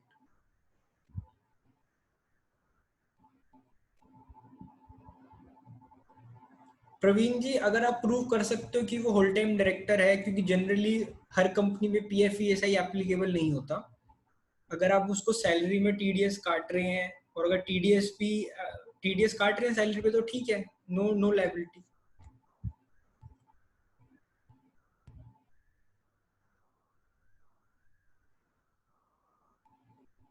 Sir renting not in the capacity of director, तो सर आरसीएम होगा ही नहीं. तब क्यों होगा आरसीएम? स्पेसिफिक सर्विसेज पे आरसीएम है जतिन जी, तो नहीं होगा.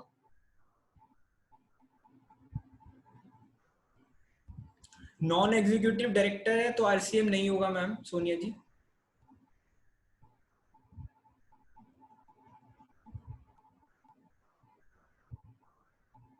सॉरी, नॉन एग्जीक्यूटिव डायरेक्टर है तो एप्लीकेबल होगा RCM. I am sorry Gurpreet ji, Sonia ji, I think I have clarified you. तो आरसीएम होगा सर, नॉन एग्जीक्यूटिव डायरेक्टर है और उसको सिटिंग फी मिल रही है तो आरसीएम एप्लीकेबल होगा। आई think I am clear. Can I move forward? I need your thumbs up sir please. Thank you. I think मेरे पास टाइम अभी लिमिटेड है बट आई ट्राई। मेरी एक्चुअली और भी मीटिंग्स शेड्यूल्ड है बट मैं थोड़ा सा टाइम निकालूंगा कि मैं 15-20 मिनट्स, क्योंकि लेट सेशन हुआ तो मैं उसको थोड़ा एक्सटेंड करूंगा।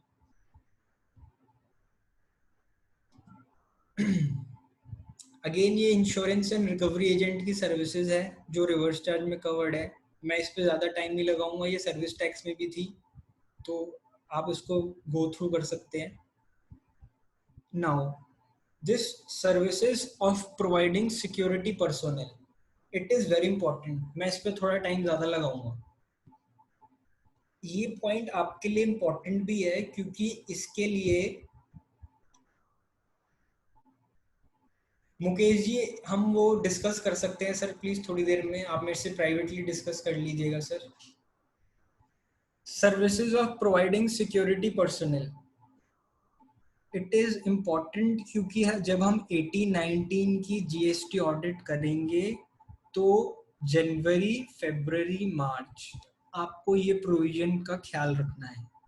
क्योंकि आप अगर किसी फैक्ट्री की या किसी भी ऑफिस की, कोई बड़ा ऑफिस है अगर उसकी जीएसटी ऑडिट करेंगे तो सिक्योरिटी की जो सर्विसेज होगी तो उस पे आरसीएम अब कवर्ड है। सर मैन पावर अलग चीज है, सिक्योरिटी सर्विसेज अलग है। तो वो सिक्योरिटी सर्विसेज होनी चाहिए Ajay ji. Simply man power से काम नहीं चलेगा। अब अगर आप नोटिफिकेशन को पढ़ेंगे तो आपको क्लियर हो जाएगा सर। तो it is security services. I think Ajay ji it is clear. तो मैं आपके लिए एंट्री पढ़ देता हूँ। Security services provided by any person other than a body corporate to a registered person. Supplier of services कौन है? बॉडी कॉर्पोरेट को छोड़ के। और रिसिपेंट कौन है? कोई भी रजिस्टर्ड पर्सन जीएसटी में। In the following specified categories, उसमें बोला है कि जो सर्विस प्रोवाइडर है वही टैक्स जमा कराएगा। टीडीएस या कोई गवर्नमेंट एजेंसी है उन सब के लिए। अब इसको हम समझते हैं इस चार्ट से। 2 मिनट लीजिए सर, समझिए। मैं फिर एक एक एंट्री एक्सप्लेन करता हूँ, आराम से समझिए।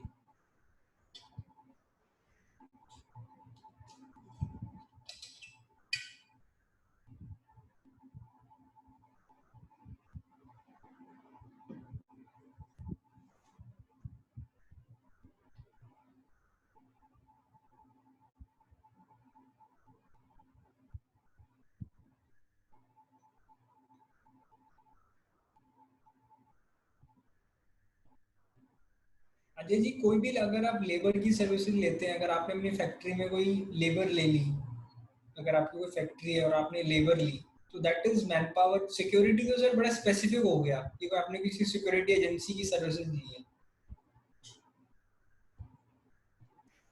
अब वो तो इनवॉइस पे ही सर क्लियर हो सकता है।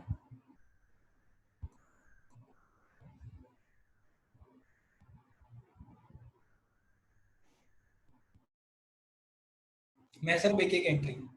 रजिस्टर्ड पार्टनरशिप थी, रिसिपेंट रजिस्टर्ड था, 18% आरसीएम एप्लीकेबल हो जाएगा। Any person other than a body corporate अगर कोई सर्विसेज दे रहे हैं।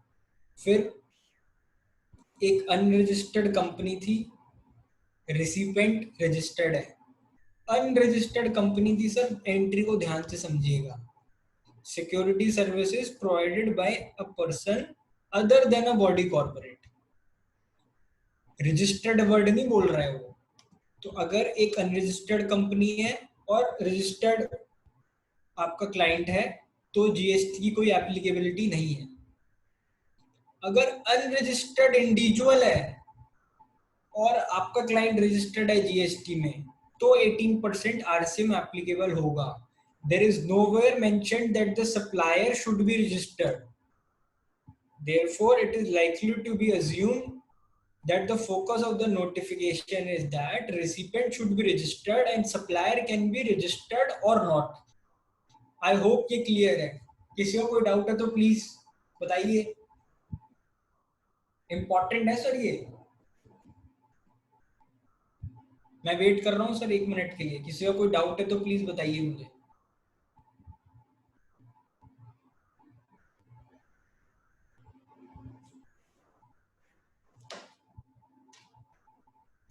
ठीक है सर, मैं आगे चल रहा हूँ. ओशन फ्रेट सर इसको पूरा अच्छे से एक्सप्लेन करूंगा. आप ओशन फ्रेट क्या होता है, कब एप्लीकेबल है, पूरा ढंग से समझिए सर. कोई भी चीज की 100% क्लैरिटी लीजिए, कोई भी कंफ्यूजन में मत रहिएगा सर. और आज जब ओशन फ्रेट को पढ़े ना सर, क्रिस्टल क्लियर होके जाना कि आज अगर मैं जीएसटी ऑडिट करूं या मैं उसकी रिटर्न भर रहा हूं तो मुझे क्या व्यू लेना है. आपको क्लियर होना चाहिए, हाँ या ना. किसी से पूछने की जरूरत नहीं है. प्रोविजंस आपके साथ है, जजमेंट आपके साथ है, उसको समझते हुए आप अपना व्यू लीजिए. ना मेरी सुनिए ना किसी की सुनिए. एक्ट, प्रोविजन, जजमेंट को समझते हुए अपना डिसीजन लीजिए. Ocean freight services supplied by a person located in non-taxable territory by way of transportation of goods by a vessel from a place outside India up to the custom station clearance in India. Supplier of service located in non-taxable territory. Recipient of service जो tax जमा कराएगा. Entry में जो लिखा है importer, entry में लिखा है इंपोर्टर. सर रिसिपेंट वो होता है जो सर्विसेज अल्टीमेटली जिसको मिली होती है. ठीक है ना.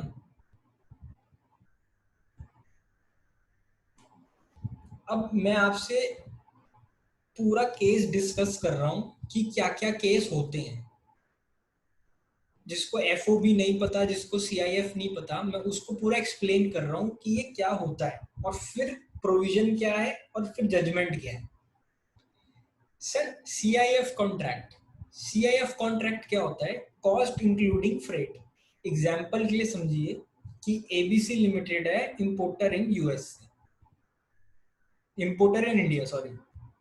मैं इंडिया में हूं, एबीसी लिमिटेड आपका क्लाइंट है. एग्जाम्पल में ध्यान रखिएगा, एबीसी लिमिटेड आपका क्लाइंट है. उसने जॉन आईएनसी एक्सपोर्टर जो यूएसए है उससे कुछ माल मंगवाना है. सीआईएफ कॉन्ट्रैक्ट हो रखा है. सीआईएफ कॉन्ट्रैक्ट में क्या होता है कि जो गुड्स हैं वो डिलीवर करेगा John to my client ABC at custom clearance port पे इन इंडिया. मतलब जॉन की जिम्मेदारी है कि भाई वो अपना शिपिंग लाइन अपॉइंट करे या कैसे भी करे, एबीसी लिमिटेड को जो गुड्स हैं वो इंडिया के पोर्ट पे चाहिए, वो उसकी जिम्मेदारी है. रेट तय हो गया जी $1,00,000, उसमें फ्रेट इंश्योरेंस सब इंक्लूडेड है. तो कायदे से हो क्या रहा है, जो जॉन होगा वो फ्रेट पे करेगा, शिपिंग लाइनर को एक अपॉइंट करेगा, मान के चलते हैं कि बाहर की कंपनी है, और वो उसको बोलेगा कि भाई ये जो सामान है ये आप इंडियन कस्टम्स में पहुंचा दो. ये सीआईएफ कॉन्ट्रैक्ट होता है. क्लियर है. हम बात समझते हैं एफओबी कॉन्ट्रैक्ट क्या होता है. एफओबी कॉन्ट्रैक्ट में भी सब कुछ चीजें सेम होती है. मेन डिफरेंस क्या होता है कि जो एबीसी लिमिटेड है वो लायबल होगा to transport the goods from USA to Indian customs. यानी कि जो भाड़ा होगा वेसल्स का, शिप का, वो अब इंपोर्टर अपना कोई एजेंट अपॉइंट करेगा और बोलेगा कि भाई यूएसए के पोर्ट पे जॉन ने माल पहुंचा दिया है, आप मेरा माल यूएसए की पोर्ट से इंडिया ले आओ और मुझे दे दो. ये एफओबी कॉन्ट्रैक्ट होता है. किसी को इसमें कोई किंतु परंतु या कोई क्लैरिटी चाहिए तो प्लीज मुझे बताइए, तब मैं एंट्री डिस्कस करूंगा आपसे. आई थिंक ये सबको क्लियर है. ठीक है. अब बात करते हैं एंट्री पे. एंट्री क्या कहती है पहले बात करेंगे CIF कॉन्ट्रैक्ट की। एग्जाम्पल को ध्यान रखिएगा sir. Services supplied by person located in non taxable territory. तो जॉन ने CIF कॉन्ट्रैक्ट में शिपिंग लाइनर को अपॉइंट किया, ठीक है। शिपिंग लाइनर है, मान के चलो बाहर का, USA का ही शिपिंग लाइनर है कोई। तो services supplied by person located in non taxable territory, यानी शिपिंग लाइनर जो बाहर है, bye way of transportation of goods from vessel, vessel से वो माल ला रहा है टिल इंडियन कस्टम्स, ठीक है। सप्लायर ऑफ सर्विस कौन है? Shipping liner out of India, non taxable territory में, USA में। अब एंट्री में लिख दिया इंपोर्टर को उसका टैक्स जमा कराना है। इस केस में रिसिपेंट कौन था कायदे से? रिसिपेंट तो भाई जॉन था ना, जॉन ने सर्विसेज ली है, उसका तो एग्रीमेंट हो गया था ABC से कि आपको माल मेरे को पहुंचा के देना है। अब तो जॉन की हेडेक है ना कि वो उसको कैसे देगा, तो उसमें जो रिसिपेंट है वो तो जॉन है। Am I clear? तो इस केस में क्या कंफ्यूजन हो रही थी, इन्होंने पहले भी क्लियर कर रखा है एक कॉरेंडम से दिए हुए कि अगर आपको CIF की वैल्यू नहीं पता, क्योंकि इस केस में आपको ये तो पता ही नहीं होगा कि भाई शिपिंग लाइनर ने जॉन से क्या भाड़ा चार्ज किया है, तो उसमें उन्होंने कहा कि आप 10% ऑफ CIF मान लीजिए कि टैक्सेबल वैल्यू है और 5% टैक्स रिवर्स चार्ज में पे कर दीजिए। ये जून 17 में इन्होंने बता दिया था। यही सारा लिटिगेशन हो रहा था कि अगर आपका क्लाइंट जो ABC लिमिटेड है वो इंपोर्ट कर रहा है इंडिया में ऑन CIF बेसिस, तो अब क्या उसको CIF पे उसको टैक्स तो पता नहीं है, वैल्यू तो पता नहीं है कि क्या भाड़ा लगा है, तो क्या उसको रिवर्स चार्ज में जमा कराना पड़ेगा? इस पे बहुत सारी लिटिगेशन हुई। फिर एक मोहित मिनरल्स का केस आया हाई कोर्ट का, गुजरात हाई कोर्ट का, और उसके गुजरात हाई कोर्ट के अलावा बहुत सारे जजमेंट्स आ चुके हैं इन वेरियस केसेस, जिसमें उन्होंने बोला कि in case of CIF contract, the transportation contract of transportation is entered into by the seller, that is the foreign exporter John, ध्यान रखिएगा, and not buyer ABC Limited, that is importer, and the importer is not recipient of service of transportation of goods। Accordingly उन्होंने ये कहा कि भाई आप लीवी कैसे लगा सकते हो, परमिसिबल ही नहीं है लॉ में। जब उसका टैक्स जो बाहर की बाहर है, तो रिसिपेंट तो इंपोर्टर थोड़ा ना टैक्स जमा कराएगा उसका, तो वो टोटली गलत है, अनजस्टिफाइड है। तो इसलिए उन्होंने कहा कि इस पे रिवर्स चार्ज एप्लीकेबल नहीं होगा। बात कर लेते हैं FOB कॉन्ट्रैक्ट की। FOB कॉन्ट्रैक्ट में अब आपको देखना है कि जो रिसिपेंट है वो कौन है। अगर इंडिया वाले ने अपना शिपिंग लाइनर अपॉइंट कर लिया, इंडिया ही है, इंडिया का ही शिपिंग लाइनर है, तो सर वो इस एंट्री में आया ही नहीं ना, क्योंकि जो सप्लायर और सर्विस है वो तो इंडिया का है।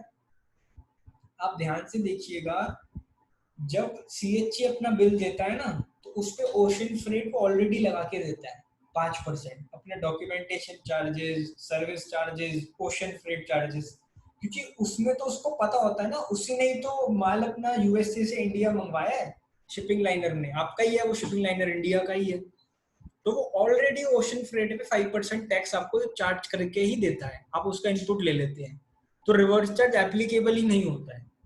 हाँ, बट अगर आपने कोई शिपिंग लाइनर ऐसा लिया है जो नॉन टैक्सेबल टेरिटरी में है, यानी कि बाहर का है, तो उस केस में FOB कॉन्ट्रैक्ट में इंपोर्टर रिसिपेंट ऑफ सर्विस है, उसमें आपको रिवर्स चार्ज एप्लीकेबल होगा। आई थिंक ये क्लियर है। इसमें किसी को कोई भी डाउट है तो प्लीज क्लियर करिए। आपको क्या व्यू लेना है? मेरा पर्सनल व्यू ये है कि मैं रिवर्स चार्ज में जमा नहीं कराऊंगा। कोई भी आएगी, आप इसको फाइट करिए, गुजरात हाई कोर्ट की जजमेंट को साइट करिए, ये सुप्रीम कोर्ट भी जाएगा मैटर। कहीं ना कहीं जब आप GST ऑडिट 17-18 की करवाएंगे, मैं actually 2 GST audit already department की तरफ से क्लोज करा चुका हूँ, उन्होंने यही बोला कि ओशन फ्रेट पे आप जमा कराइए। मैंने उनको हाई कोर्ट का जजमेंट देखते हुए अभी मैंने उसको नहीं जमा कराया, तो आपको भी कहीं ना कहीं ये इशू आएगा, तो आपको स्ट्रांगली इस जजमेंट को देखते हुए, प्रोविजन को पता होते हुए आपको अपना रिप्लाई देना है। किसी को कोई डाउट है तो प्लीज बताइए, आई होप मैंने उसको अच्छे से क्लियर किया है। किसी को कोई भी जरा सा भी छोटा सा भी पॉइंट है तो प्लीज मुझे बताइए, नहीं तो मैं आगे मूव फॉरवर्ड करूँ।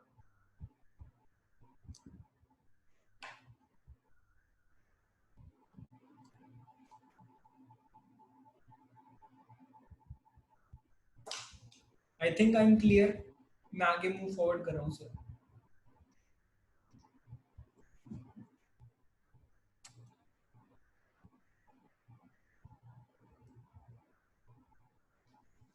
अब हम बात करते हैं इंपोर्ट ऑफ सर्विसेज की। अगेन मैंने आपको सबसे पहले क्या बोला था, सेक्शन 7 को ध्यान रखिएगा, मैं आपको बाद में उस पे लेके आऊंगा। इंपोर्ट ऑफ सर्विसेज बोलना एकदम गलत होगा सर, इसको कहीं ना कहीं इंपोर्ट ऑफ सर्विस है, बट अगेन आपको इसको ध्यान से पढ़ना है sir. Services supplied by any person who is located in non-taxable territory to any person located in taxable territory. Supplier of service outside India, recipient a person located in taxable territory. ठीक है ना sir? Section 7 को ध्यान रखना सर। Entry number B, import of services for a consideration whether or not in the course of furtherance of business. Rakesh ji कोई doubt पूछ रहे अपना इंपोर्ट पे?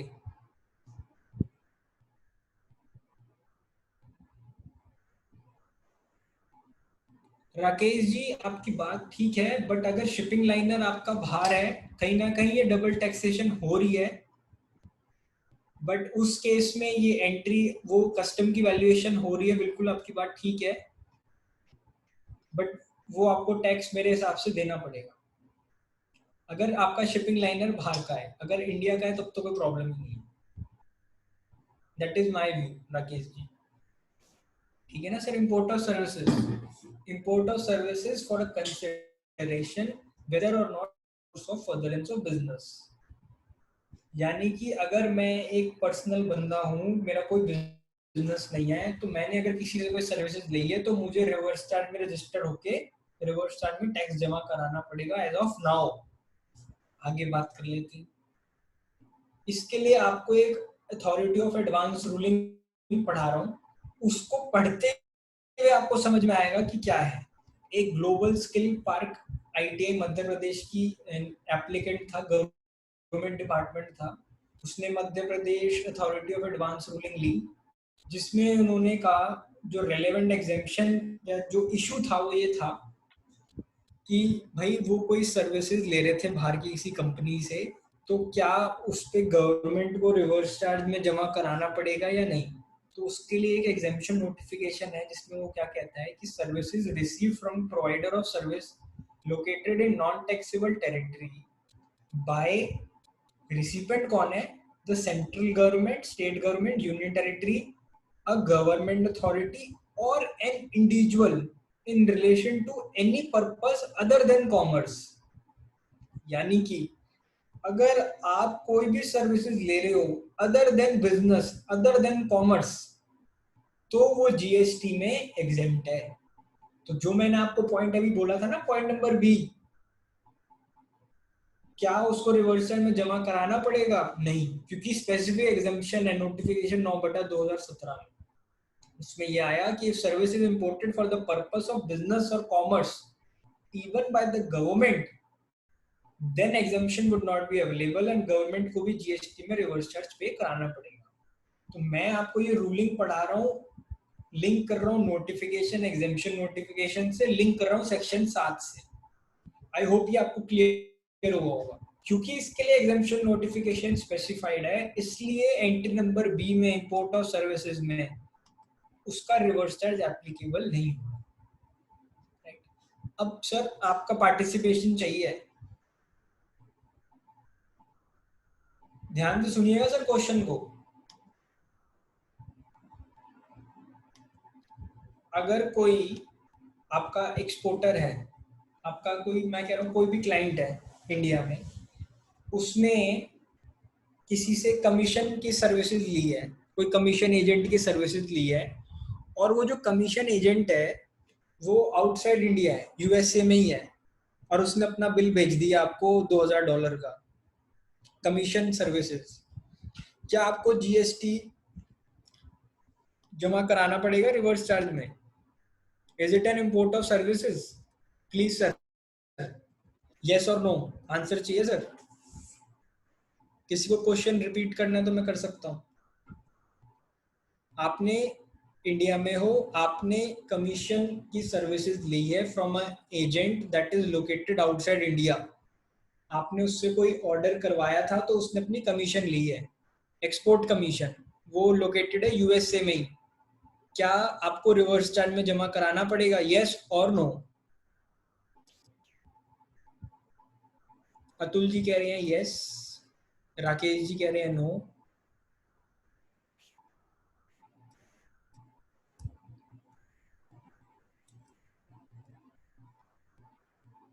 नो।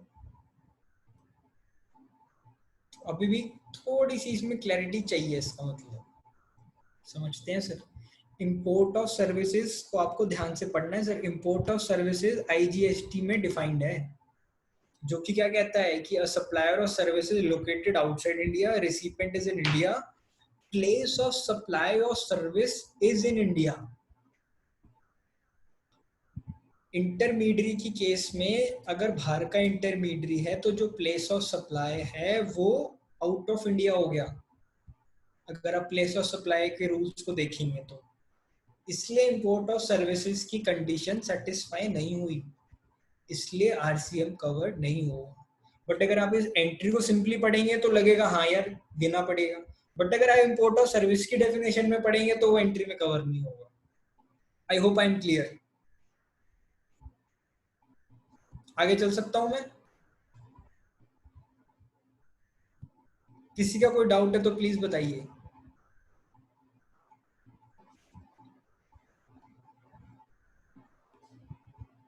मैं आगे चल रहा हूँ। Again, service of renting of motor vehicle, it is a new entry, इसको भी आप समझ लीजिए। इसके लिए बहुत सारे सर्कुलर भी आए, फिर उन्होंने नोटिफिकेशन को अमेंड किया। तो मैं आपको पूरे बैकग्राउंड नहीं समझाऊंगा क्योंकि आप हो सकता है कंफ्यूज हो जाएं। आज की डेट में क्या प्रोविजन है आप वो समझिए बस। उसके बाद मैं आपसे एक 9 सबसेक्शन 5 ई कॉमर्स वाला और डिस्कस करूंगा और फिर कंक्लूड करूंगा, क्योंकि पहली मेरे ख्याल से I am over taking the time. तो सर्विस ऑफ रेट, हेलो, जी कंटिन्यू सर्विस ऑफ, कंटिन्यू करिए सर, आदित्य जी कंटिन्यू करिए, कोई दिक्कत जी जी जी, service of renting of motor vehicle. इसमें क्या है सर समझिए, services provided by way of renting of any motor vehicle designed to carry passengers where cost of fuel is included in the consideration provided to a body corporate. Supplier of service any person other than a body corporate who does not issue an invoice charging tax at the rate 12%, यानी 12% को छोड़ के कोई भी services दे रहा है other than body corporate. Recipient of service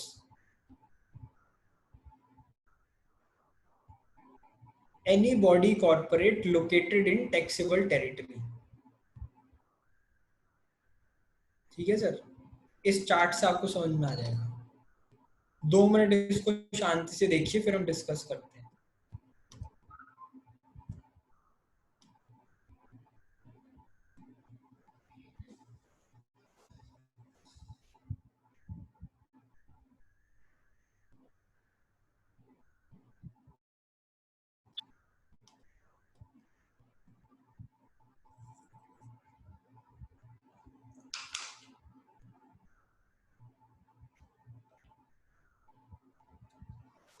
मैं discuss कर रहा हूँ सर। कुछ ये 6 केसेस बनते हैं, इसके अलावा कोई केस नहीं बनता, राइट ना सर? तो आपने प्रोविजन पढ़ लिया, उसके बाद अगर आप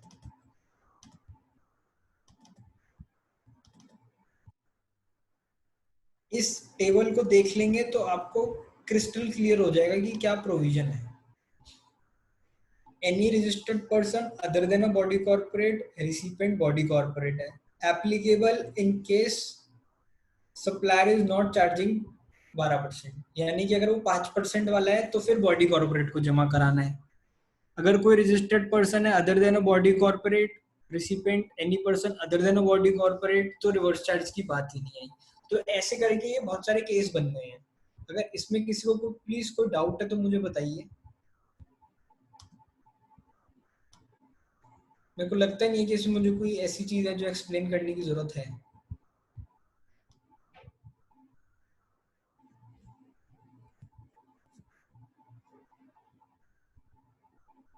इसमें भी वही चीज एप्लीकेबल हो रही है जो कहीं ना कहीं सिक्योरिटी सर्विसेज में थी।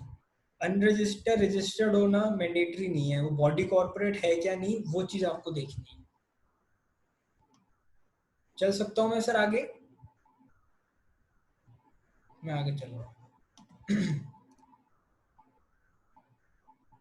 ये कुछ गवर्नमेंट की सर्विसेज हैं, कॉपीराइट की सर्विसेज हैं।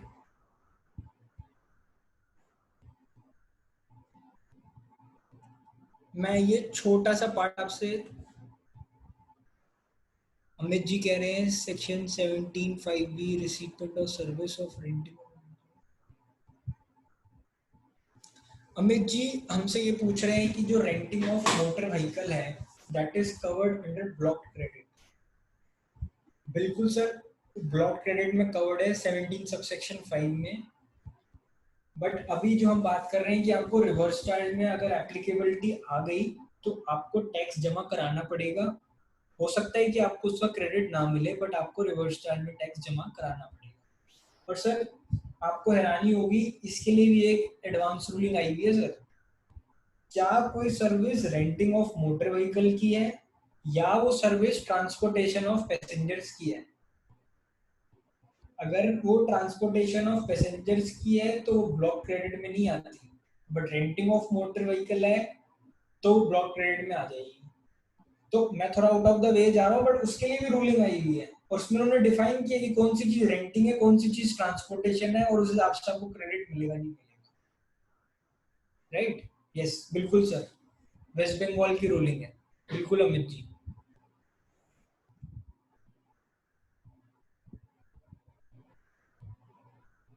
Yes, Sonia ji, body corporate means other than individual and NHUF. Yes, yes. Other than any body corporate, whether it can be a partnership firm also.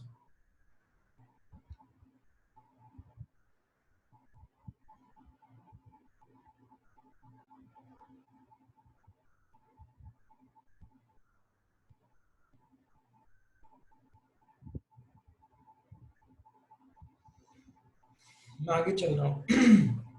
अच्छा, अब इसमें आपका जो डिस्क्रिप्शन ऑफ सर्विसेज में एक ये जो छोटा सा पॉइंट है, आई थिंक इसके लिए बहुत डिटेल डिस्कशन चाहिए। अगर आप कोई स्पेसिफिक कभी किसी वेबिनार करवाएं तो जीएसटी और रियल एस्टेट सेक्टर का अगर आप कभी करवाएंगे तो इसमें डिटेल डिस्कशन होती है।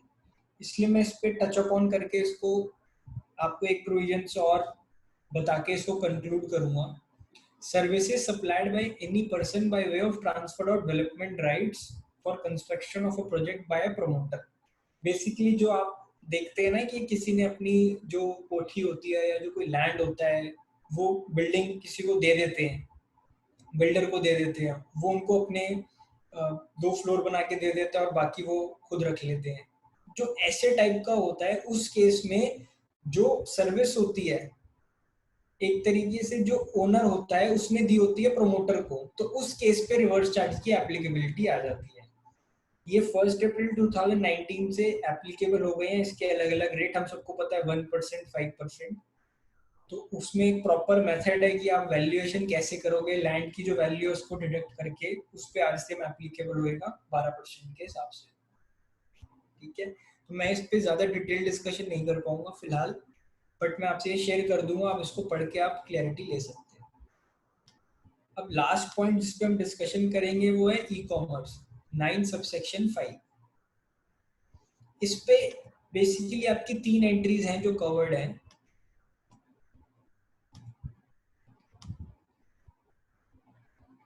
अगर मैं बात करूं तो simply Ola, OYO, Urban Clap, इससे आपको क्लियर हो जाएगा।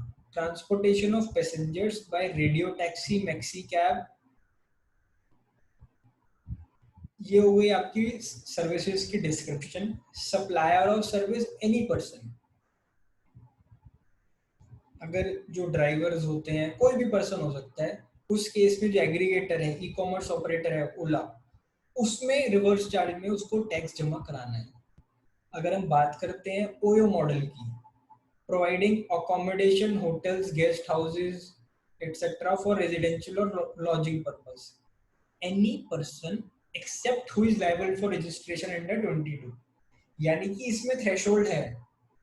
अगर कोई होटल है, अगर कोई होटल है जो ऑलरेडी जीएसटी में रजिस्टर्ड है, क्योंकि वो हो सकता है ओयो से भी जुड़ा हुआ और उसकी खुद की भी वो अपनी रेंटिंग की सर्विसेज देता हो,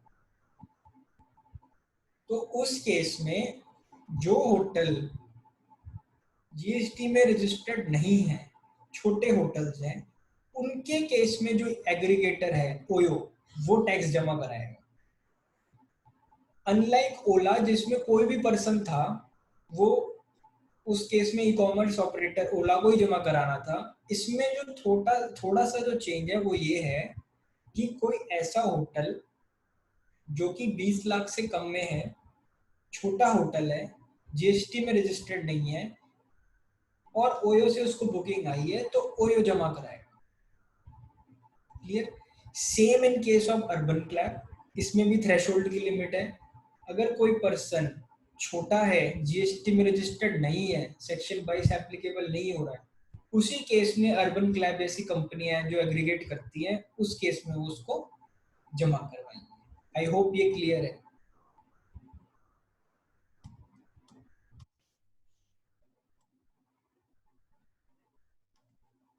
किसी का कोई डाउट है तो प्लीज बताइए।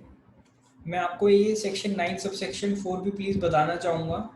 मैं डिटेल में इस पे चर्चा नहीं कर पाऊंगा, बट आपको एक जिस्ट दे के जा रहा हूँ कि इसमें क्या कवर्ड है। 9(4) हम सब जानते हैं कि खत्म हो चुका है, पहले था, फिर एप्लीकेबल नहीं हुआ, फिर 5000 की लिमिट लेगी और उसके बाद अब बिल्कुल जीरो हो गया।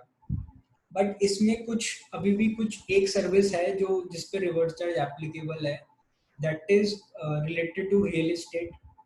हम सब जानते हैं विद इफेक्ट फ्रॉम 1 अप्रैल 2019 जो रियल एस्टेट के लिए एक तरीके से एक अच्छा प्रोविजन आया जीएसटी में, जिसमें उन्होंने कहा कि आपको 1% और 5% आपको रियल एस्टेट में टैक्स रेट लग सकता है। उसमें आपको आईटीसी नहीं मिलता।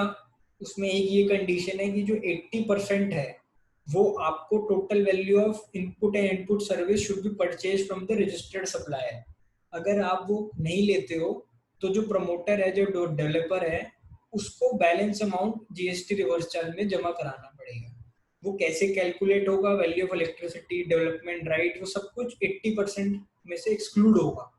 The promoter should pay 18% of reverse charge basis on the inward supply to the extent of short of 80%, और सीमेंट के केस में 28%। राइट? थोड़ा स्पेसिफिक प्रोविजन है, डिटेल्ड में चर्चा होने की जरूरत है, but due to scarcity of time में मैं इसको और एक्सप्लेन नहीं कर पाऊंगा। बट आप अपने रेफरेंसेस को पढ़ेंगे तो आपको ये क्लियर हो जाएगा। So thank you so much, thank you for your patient hearing. I think आपको ये सेशन फ्रूटफुल लगा होगा, कहीं ना कहीं आपके कुछ ना कुछ जो डाउट्स है, प्रोविजंस है, वो क्लियर भी हुए होंगे। So this is my contact details, you can ping me on WhatsApp anytime. I'll reply as soon as possible.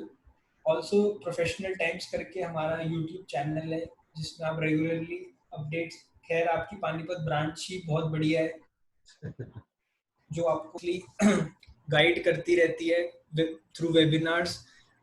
Suresh ji, Bhupendra जी, योगेश जी, मनप्रीत जी, सब बहुत अच्छे से ब्रांच को चला रहे हैं।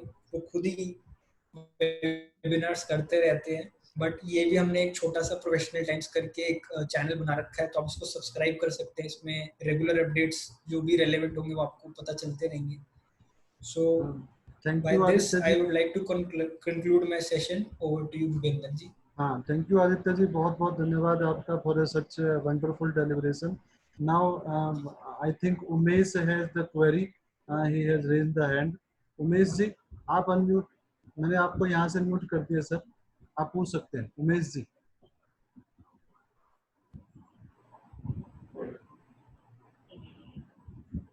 सर भूपेंद्र जी बहुत लोगों का पीपीटी के लिए आ रहा है, तो मैं आपको शेयर कर दूंगा, जी आप तो मेरे आप को भेजना, उनको मैं सबको प्लीज भेजूंगा। शेयर कर दीजिए जी। और सभी से रिक्वेस्ट है सर, जो मेंबर यहाँ पर कनेक्टेड हैं, तो काइंडली आप पानीपत यूट्यूब चैनल सब्सक्राइब करें, लाइक करें, ताकि आपको रेगुलर वीडियो जो है वो हम यहाँ से अगर कोई मिस भी हो जाती है किसी के लिए, तो वहाँ पर आपको मिलती रहे। तो उमेश जी आप सर, अगर आपको क्वेश्चन है तो पूछिए, आपने हैंड रेज किया हुआ है, उधर से आपको अनम्यूट करना है सर। उमेश जी, यस उमेश जी, जी उमेश जी पूछिए सर।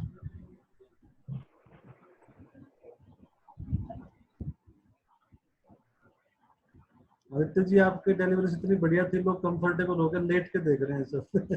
अरे sir, sir I think Umesh ji अभी नहीं कर पा रहे हैं, तो नेक्स्ट देते हैं sir I hope Gaurav. Sir कोई सो तो नहीं गया हो बस। नहीं सर, गौरव रावल जी को देते हैं सर, गौरव रावल जी। गौरव जी आप उधर से अपना अनम्यूट करें सर माइक।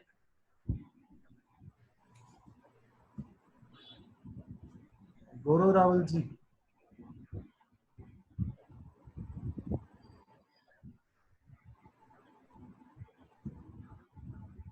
गौरव तो जी। सर आप मेरा नंबर है किस, आप वो पूछ तो सकते हैं, बस मेरे ख्याल जिन्होंने से कोई हैंड रेज प्रॉब्लम नहीं किया आ हुआ रही बस उसमें। उन्हीं को देख रहे हैं हम एक हाँ तो। कोई बात। अतुल हरि कुलवर जी आप पूछिए सर, आपको मैंने अनम्यूट कर दिया सर यहाँ से। अतुल जी, अतुल जी आप सुन पा रहे हैं? अतुल जी,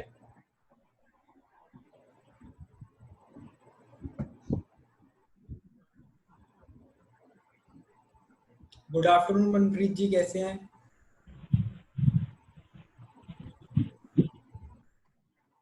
उमेश जी मनप्रीत आप। जी शायद म्यूटेड है। हाँ सर मैं भी करता हूँ उनको, उनके वोट ऑफ हाँ थैंक्स दे रहे हैं। अच्छा अच्छा अच्छा, कोई बात नहीं। उमेश जी आप प्लीज पूछिए सर, मैंने यहाँ से आपको अनम्यूट करने की रिक्वेस्ट भेज दी सर, आप वहां से अनम्यूट कर सकते हैं अपने पास से। उमेश जी, जी सर, हाँ पूछिए सर। उमेश जी आपका माइक म्यूट है, आप अनम्यूट करिए वहां से sir.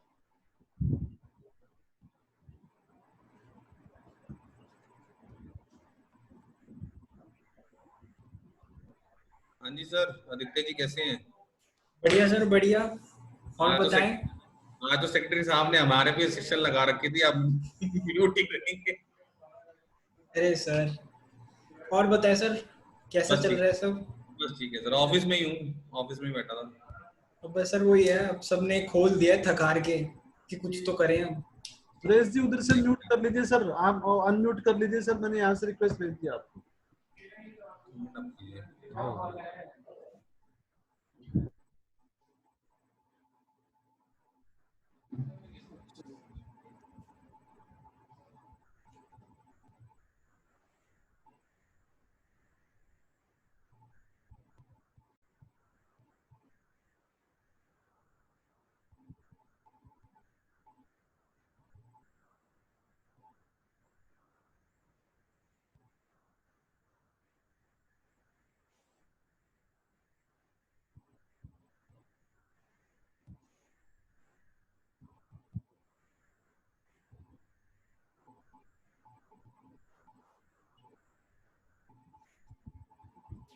Suresh ji please.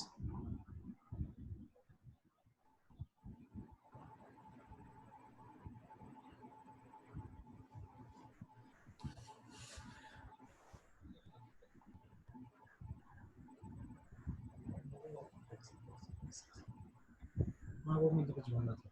YouTube कैसा लगा? ठीक है, बढ़िया, ठीक है, ठीक है। वो webinar चल रही है। सर आप उधर से अनम्यूट करें सर, मनप्रीत जी, सुरेश जी।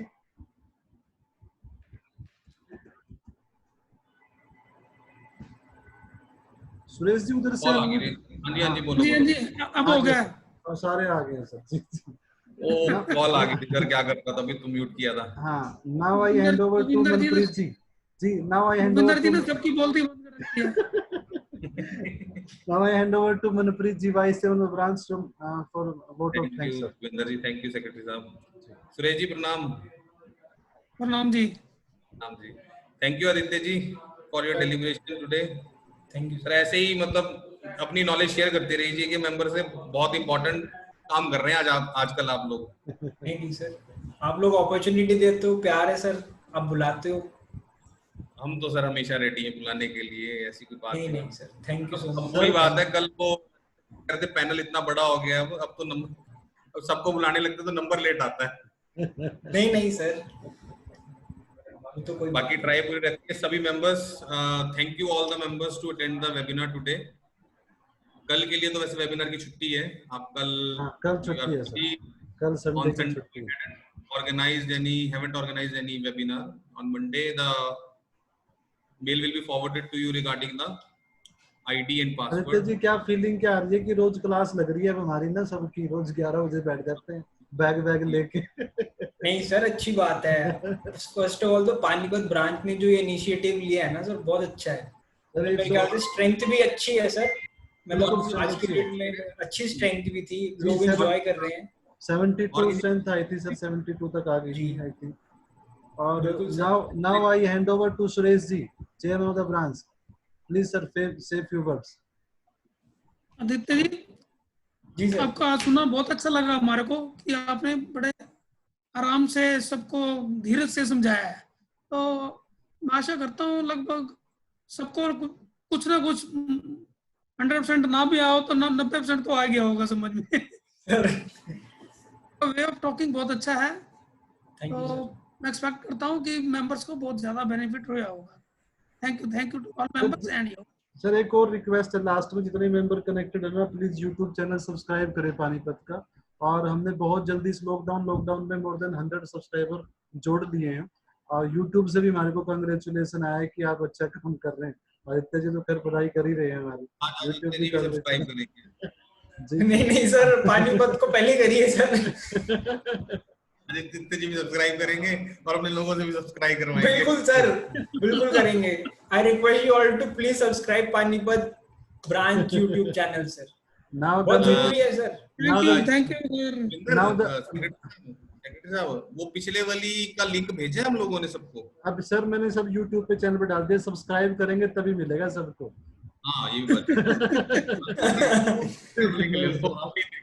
हाँ सब्सक्राइब करेंगे सर, पानीपत ब्रांच वाले तो एटलीस्ट कर ही सकते हैं सर, उसको तो कोई इशू नहीं। एक रिक्वेस्ट थी मेंबर्स से, कल एक मेल आपको इवनिंग में आया होगा रिगार्डिंग द फीस के मैटर पे जो आया कि सीपीआर से रिलेटेड, उसमें एक मिनिमम फीस की बात लिखी थी।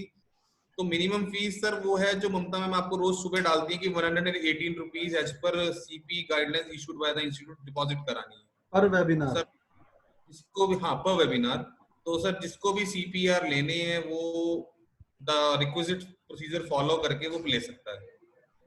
It's the CPR will be available from 21st of May to 28th webinar जितने भी होंगे सर। आप फीस डिपॉजिट करा के ब्रांच की आईडी पे स्क्रीनशॉट भेज दीजिए, आपको अकॉर्डिंगली प्रोसीजर के सीपीआर मिल जाएंगे। और किसी की एक क्वेरी है कि हमने कॉर्पोरेट मेंबरशिप फीस दे रखी है, तो सर उसमें बड़ा क्लियरली मेंशन्ड है कि दैट एनुअल ईयर है 31 मार्च 20। ये तो फॉर्मेट होता है। नहीं जो ये पूरा चलिए ठीक है sir, thank you sir, thank you everyone for joining us. और please now the meeting is informal, please have a lunch at their respective offices. Thank you sir, thank you, bye bye bye bye, thank you. Number लिख दो, number ना लिखो। हाँ जी सुरेश जी।